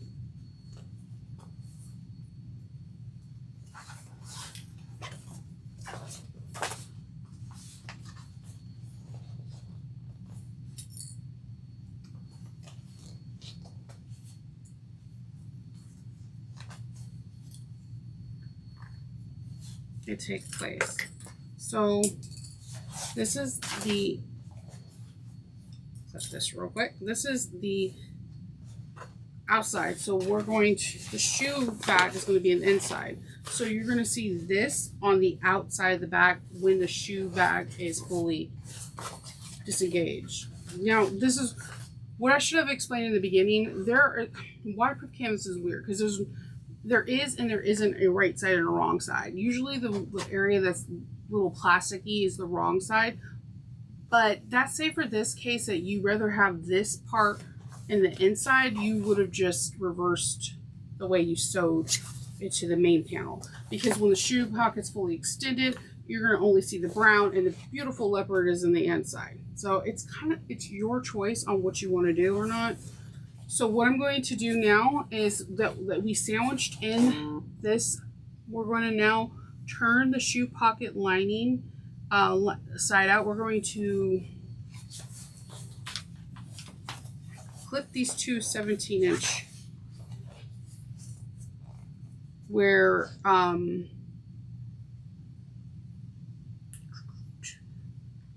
wrong side's touching, so I'm going to clip it like this. Wrong side's touching.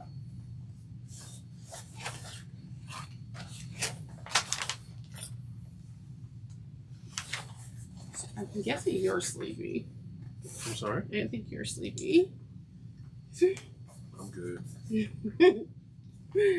Right. I'm actually watching Alaska's Last Frontier, homesteading. Okay, so anyone that didn't hear me before when I said this, normally when Kendall's here, the side commentary that you hear could be for me or whatever show he's watching. So we're wrong sides touching.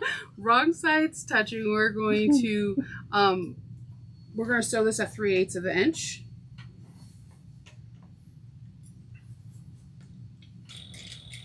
Back stitch. We're going to do a French seam. So all my garment sew is out here. Now we're going to be incorporating a garment stitch into a bag stitch. It's pretty cool.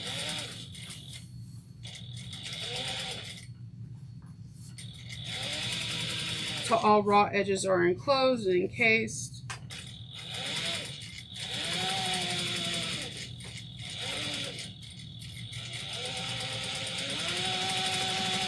All right, so then we're going to take our scissors, trim threads, and we're going to cut this down to the seam to 1/8 of an inch.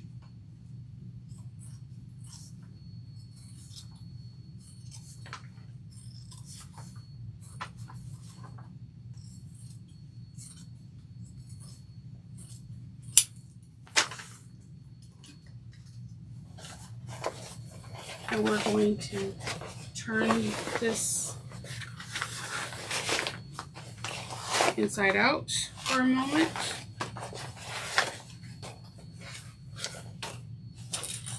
Right side. Then we're going to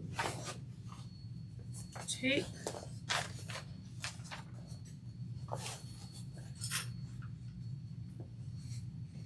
we're going to encase this. I'm just going to crease out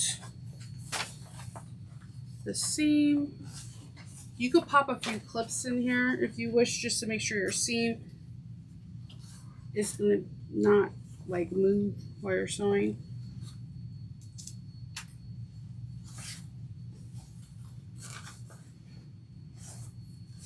All right, let's see. All right, we're going to sew this at 3/8 of an inch. Back stitch in the beginning and end.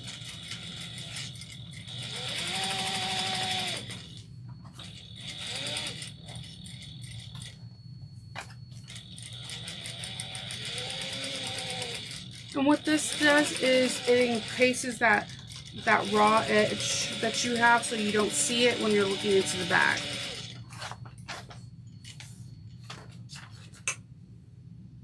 So when we're looking inside this bag, I have like, I promise you I feel like I'm trimming threads, but then they're always there.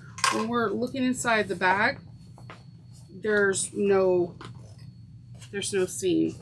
There's no like raw edge. So now we are going to find our centers on the back of the bag which we have one that represents the seam, and the other one we're just going to draw on top with the white chalk pen. And then you have your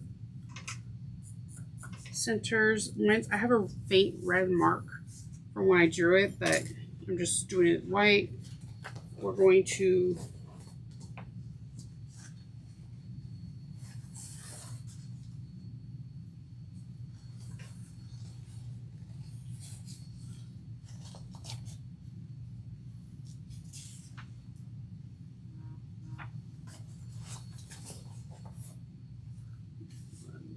we're going to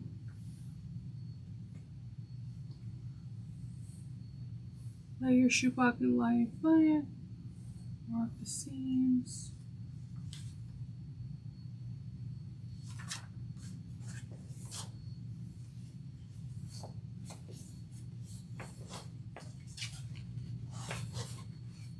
So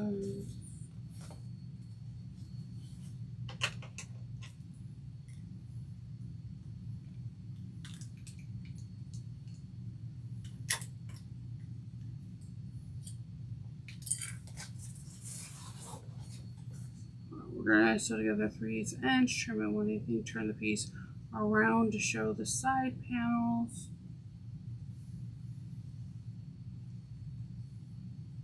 So here's the front.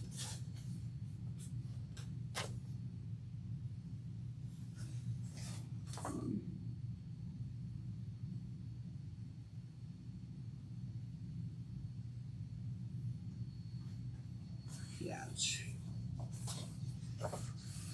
I'm going to pull this through.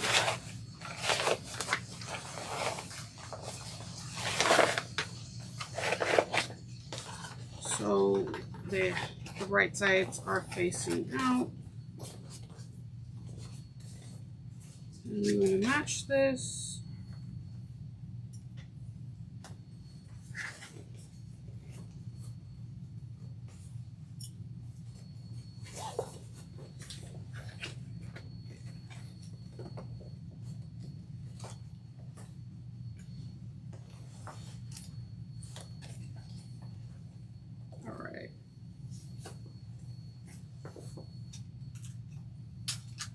I had like a bazillion clips and I think they all just do well. Like whenever I'm done with the project, I have to go clip collect at the end of it.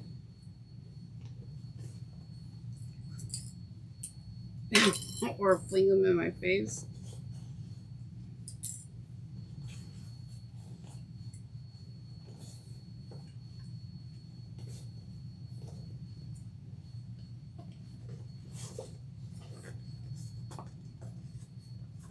All the pieces fit really smoothly together. And the reason why you're doing this where the exterior and the bag shooting out is so that when you pull it, when you put the shoe, when the shoe bag is extended into the bag, you're not seeing any raw edges.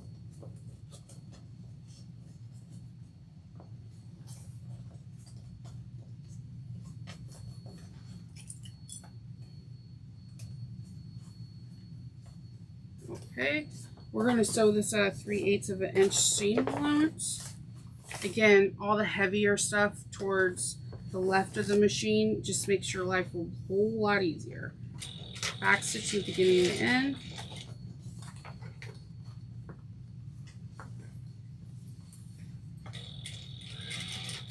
All right.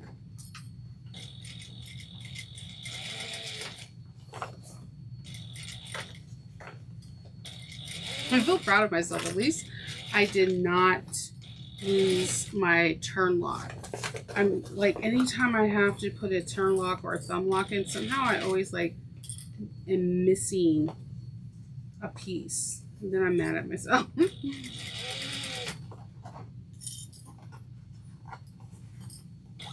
Raw sides, raw edges facing each other. You have to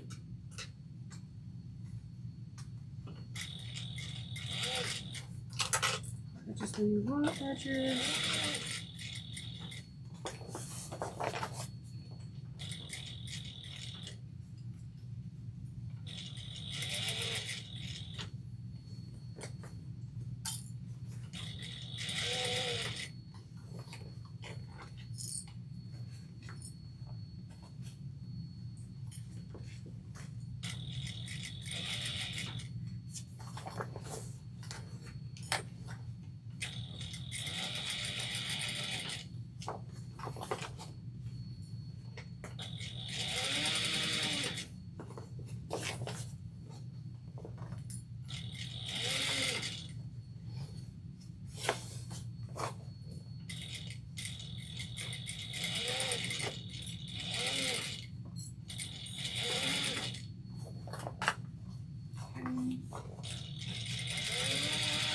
stitch, and then we're going to just trim this down to 1/8 of an inch seam allowance.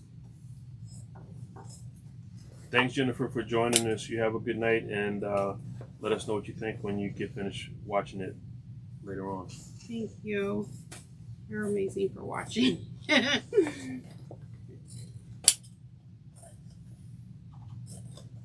There's like so many cool waterproof canvases out. I was seeing so many different bags on my feed today, and it's amazing that there's so many different prints.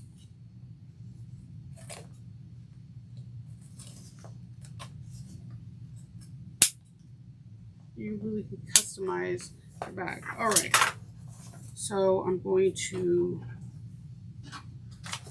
take this bag, push it right sides out again, and we're going to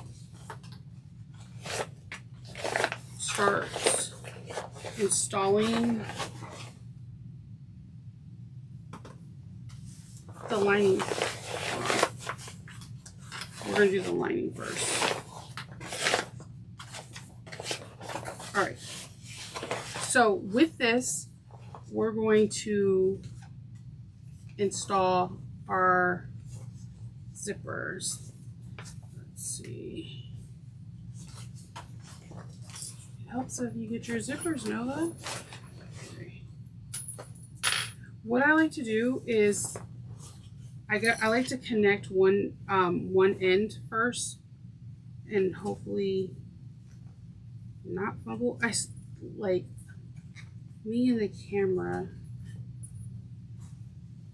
Oh, I'm sorry. I like to install. Let's see.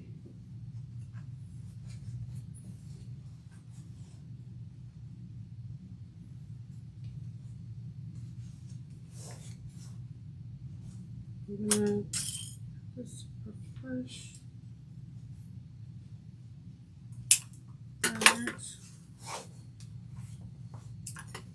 Hope if I actually trim the flesh and do one installation at one zipper at a time.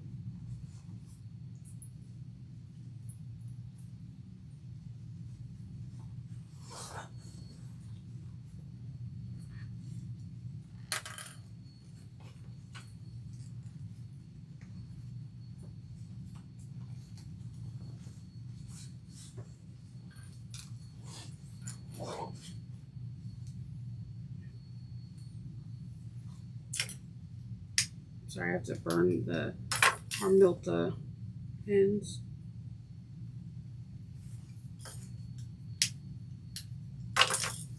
And not my hair.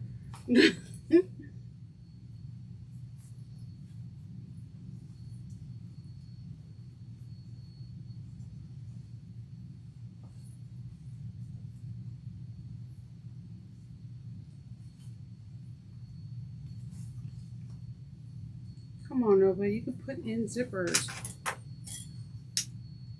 All right, we can do this.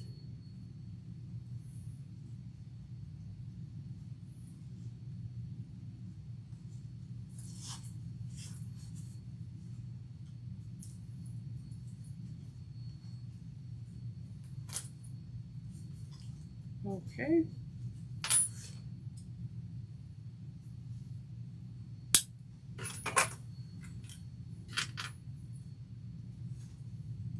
Every time I'm on camera, it's like, nope, you can't put in zippers. I like to put in on one side first, hopefully securely, and then I like to bring it all the way to the end of the second end and then install it that way.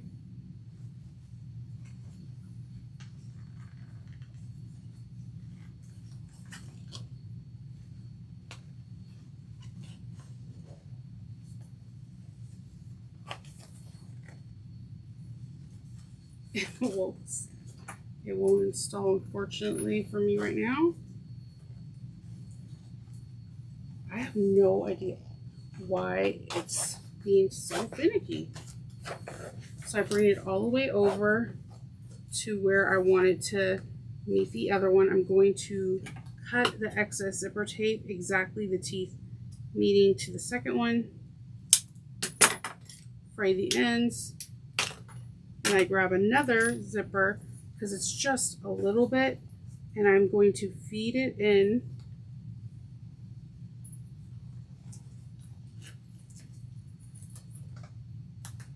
So I can install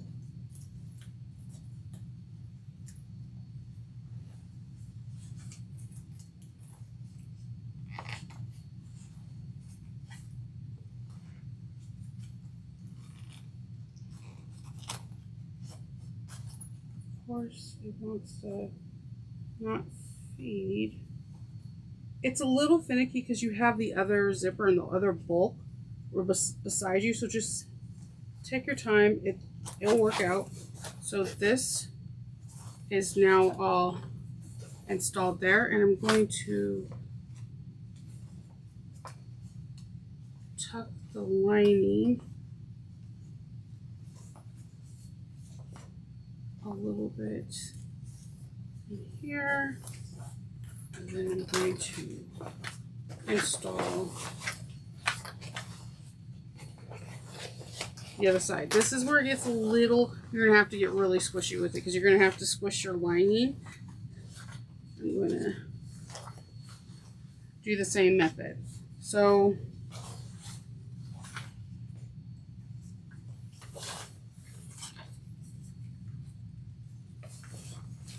me personally, I like to work with the sides that are both like flush with each other. Fray the ends. Every time my phone does that, I literally jump.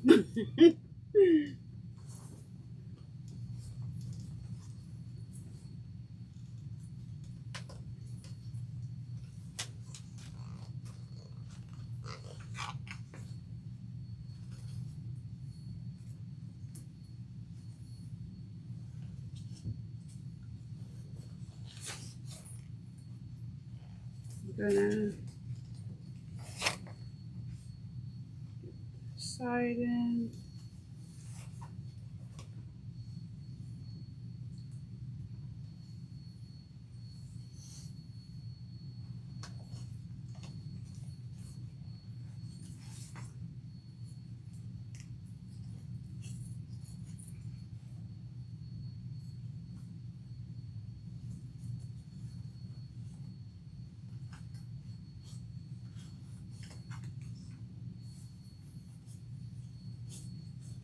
Okay.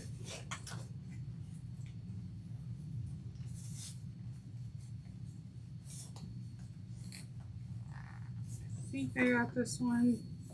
Crossing my fingers.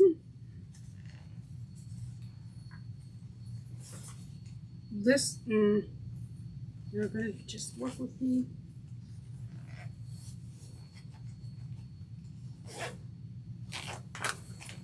Got it.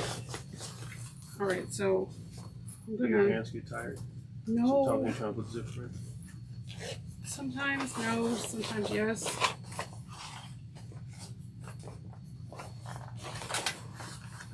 Just gonna squish this down a little. And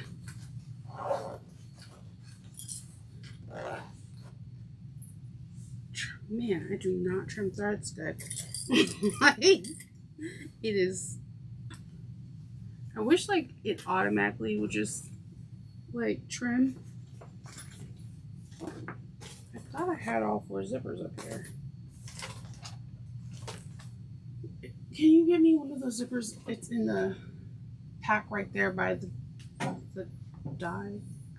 Right there by the string. There's a pack of zippers. Okay, hold on 1 second. I thought I had 4 zippers. Watch the zipper magically appear.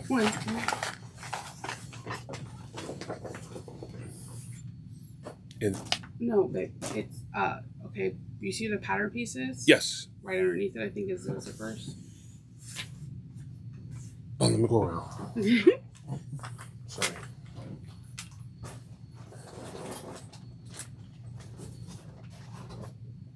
Where did you go, zipper? This right here. Zipper. Oh, I'm sorry. Zipper head. Right. Kendall, look over. there's a pack. It's like a pack. There you go. Wow. Thank you. If it was a snake.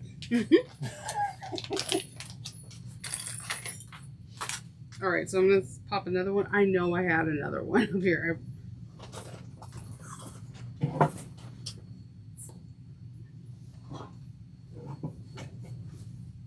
Let's see.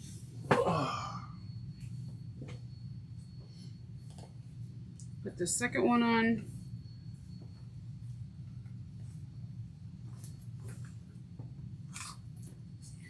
I don't know. I'd like to put the even one on first so that way they could chase, they kind of chase each other. All right. So we have the bulk of it. So I'm going to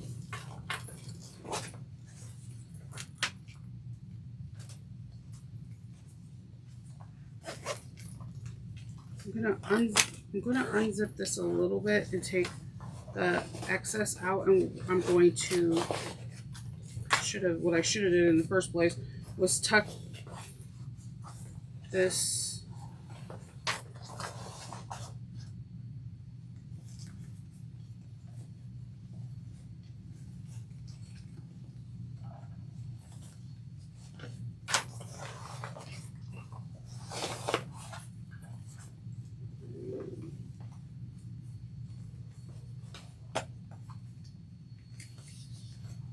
tucking the lining in to the lining side.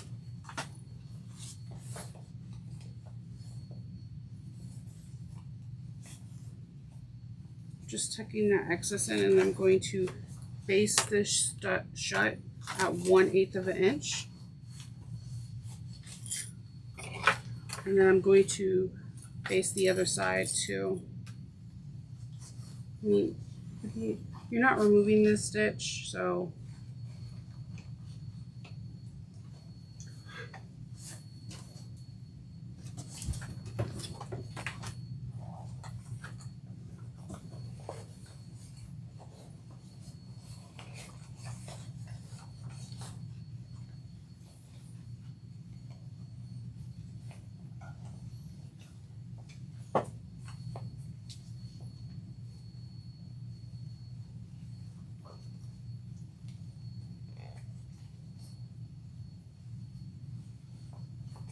take your time, just like make sure everything's lined up and in place so that way it's not all moving around. So I'm just tugging and pulling to make sure everything is lined up right. I'm going to just close the opening to like the bottom part, just sewing like 1/8 of an inch.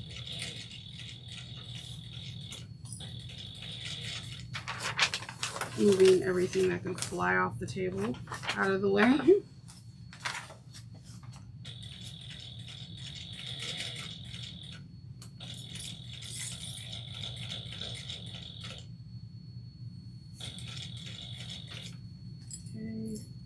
Line up all raw edges.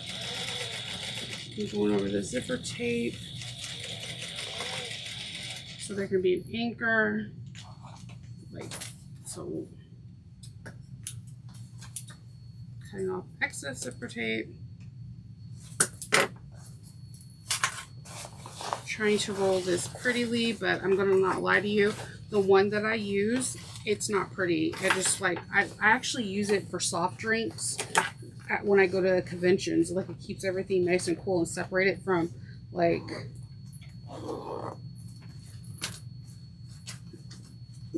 okay. All right, so pretty cool, right? Like, this is really cool. All right, so we have the bottom all like sewn down. And if you go to page 49, we're going to grab our zipper panel and we're going to be installing on one side. Now, when we do this, we're going to not sew the lining at all. onto this. We're going to do right sides together for exterior on exterior, and we're going to sew at 3/8 of an inch. Pop a few clips in it if you definitely need it. This has a lot of weight to it, so it's not going to shift greatly. If you're worried like I am right now, you're going to just, you know, pop a clip or two. And then we're going to back stitch well.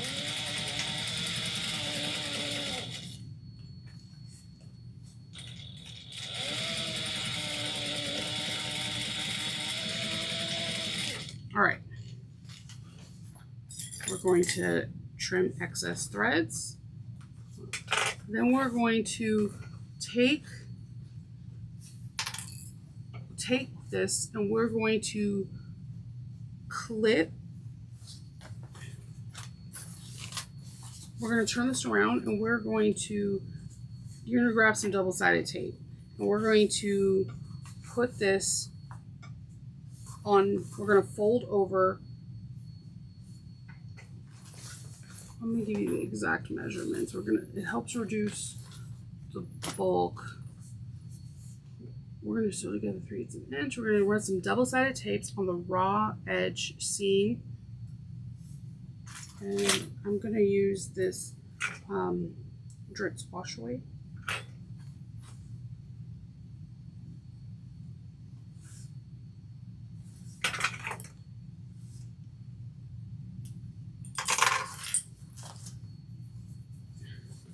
And we're going to fold it over.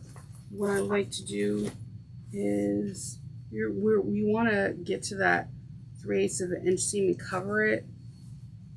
So I'm just kind of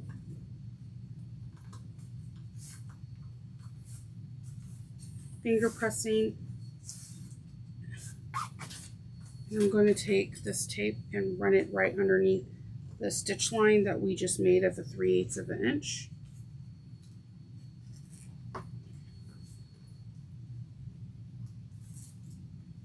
And I'm going to stick and I'm going to pop a clip right here on the edge while I'm doing the other side.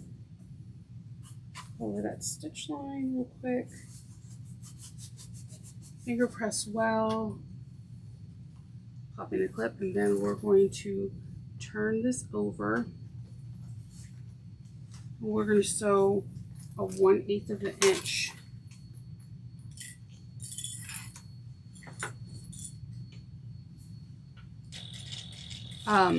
One eighth of an inch top stitching, and it's going to catch the seam that we just folded over.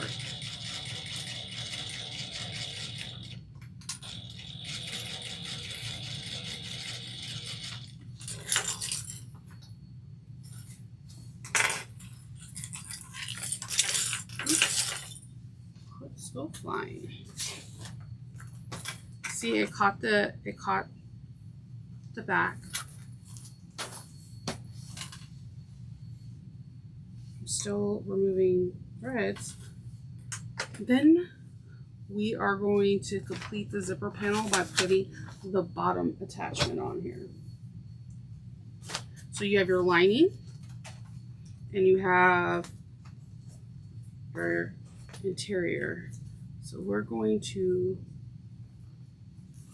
match raw edge to raw edge, and I'm definitely putting some clips on here.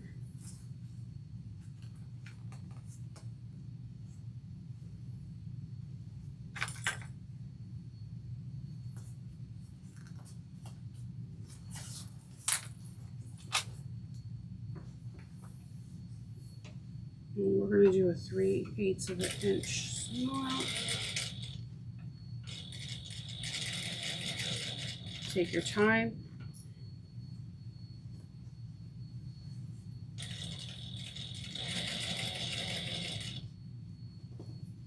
Again, the bulk of the weight to the left of the machine.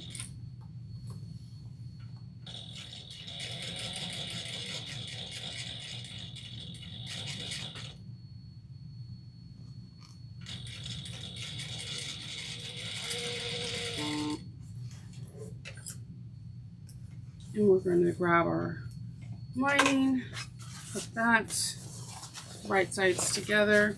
And this does get a little bulky, so you're gonna have to shift and move things as you go because it gets bulky, but it's, like I said, it's super worth it.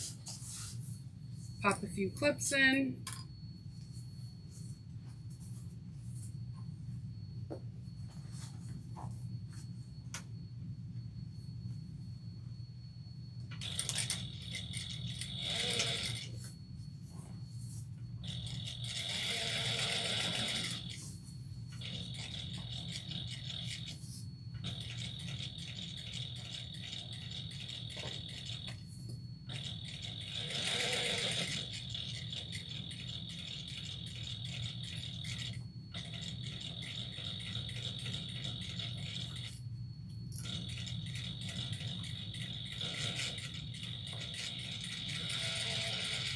You can increase your stitch length if it's too bulky, as well as you can change your needle.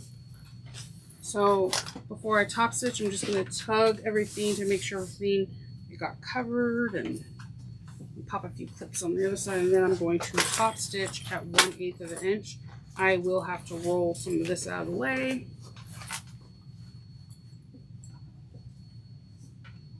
Again, increase your stitch length.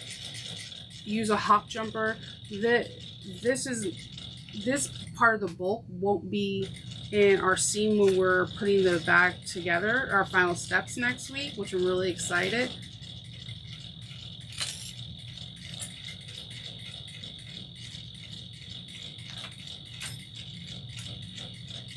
And take your time. All right.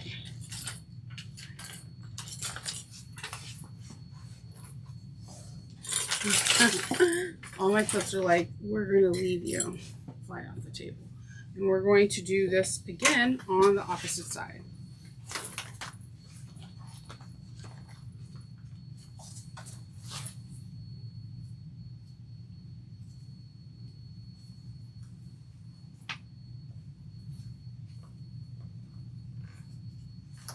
Okay. 3/8 of an inch minus a million threads I have. Making sure that raw sides are touching. Raw edge to raw edge. Back stitch.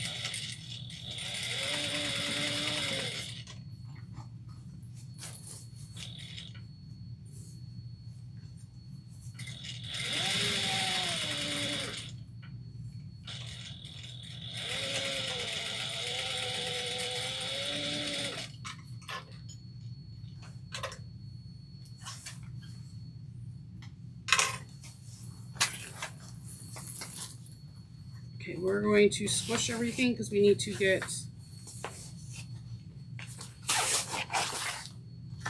this to this, lining to lining.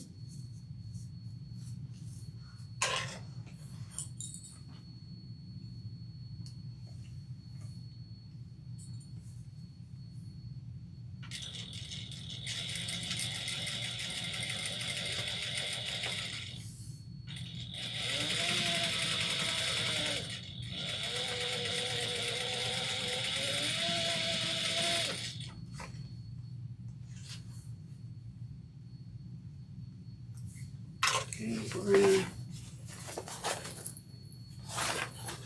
top stitch this after we turn it real quick.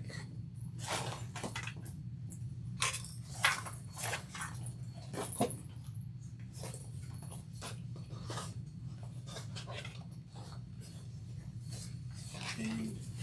And we're just going to get squishy with it. We're going to make sure that we're not top stitching through any other layers other than the exterior of the and interior of the side. We're just going to have to shift and move things. It's going to be fine. You're just now getting the idea of how big and magnificent this bag is.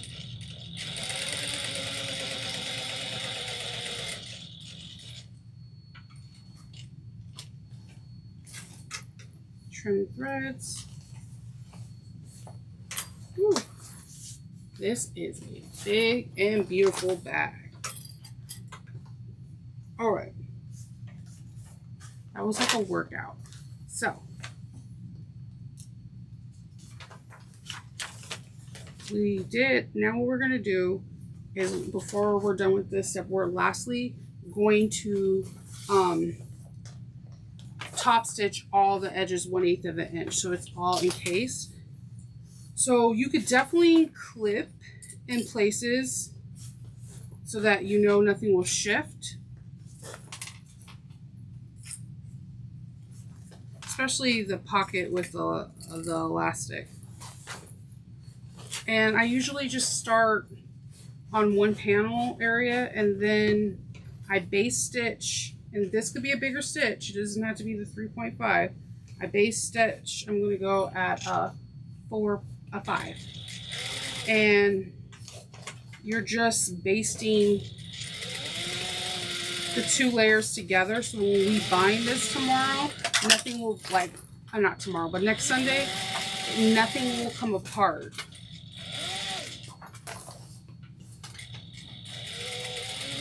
Because have you ever put a bag together and you thought you had all the layers, but you didn't do that one step of base stitching? Yeah, and you didn't find out until after you were done binding and turning it right sides out. That's really frustrating.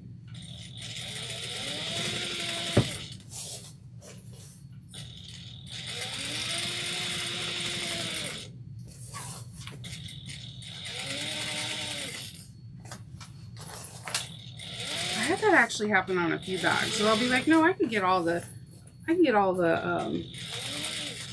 fabric, and that's fine. And then I didn't, and then I was really mad at myself, because it is a tedious and sometimes a long thing to do, but it really is worth it.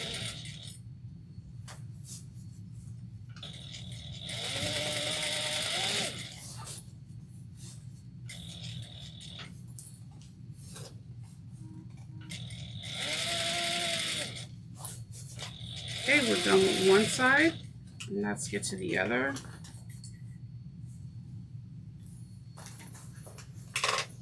Just gonna go for the interior.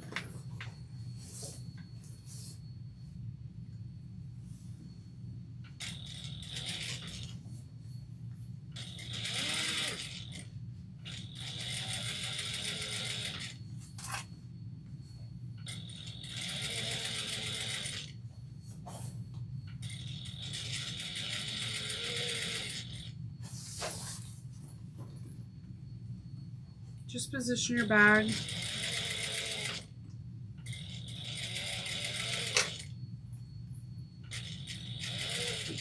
You're gonna have to get squishy and move it around.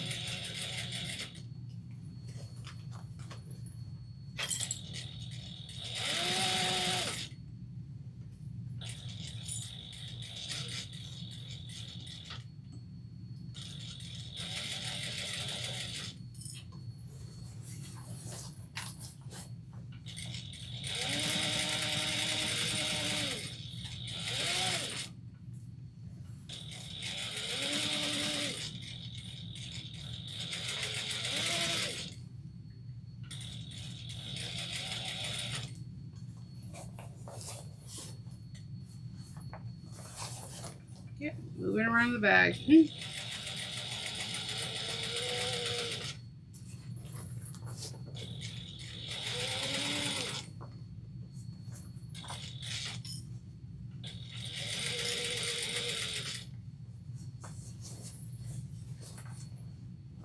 Oops. Did not have my needle down.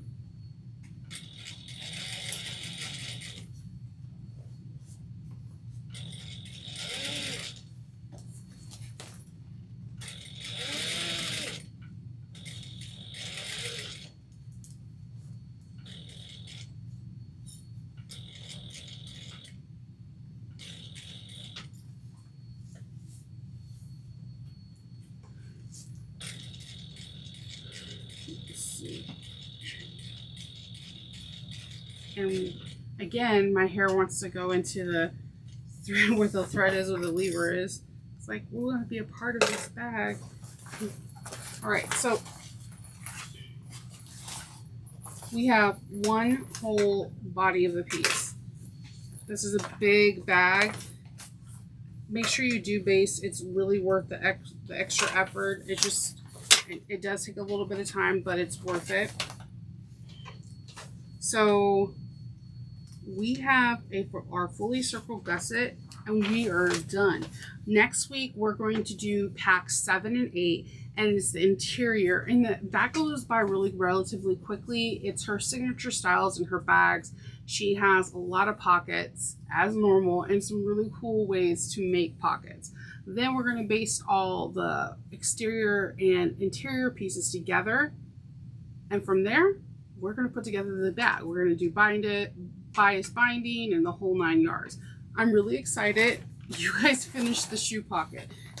And it's pretty epic because when it's unzipped and put out inside the bag, you have a really cool bag. If I can unroll it. There's like, I did this really cool rolling thing at the convention, and now I'm like, how did I do that? So inside the bag, you have this nice big area to put your shoes in. So we accomplished that together, and we have a nice interior. Everything's binded. We have our area for our water bottles or for your beverage of your choice, and we're done. You guys did a lot. Making the shoe pocket to me is one of the easiest and hardest things because you have to get your mind wrapped around of putting things wrong sides together and things right sides together. And once you get it, it's like aha moment. It works out really cool. So pack 7 and 8 next week, and we put the whole bag together. I'm really excited to see everyone's makes. If you have any questions, please leave a comment down below, and I will definitely answer any questions. And if you're in the group chat, if you have any questions throughout the week, please message me and I will definitely try to help you out. So until the next time I see you, I hope everyone has a great week and happy sewing. Bye.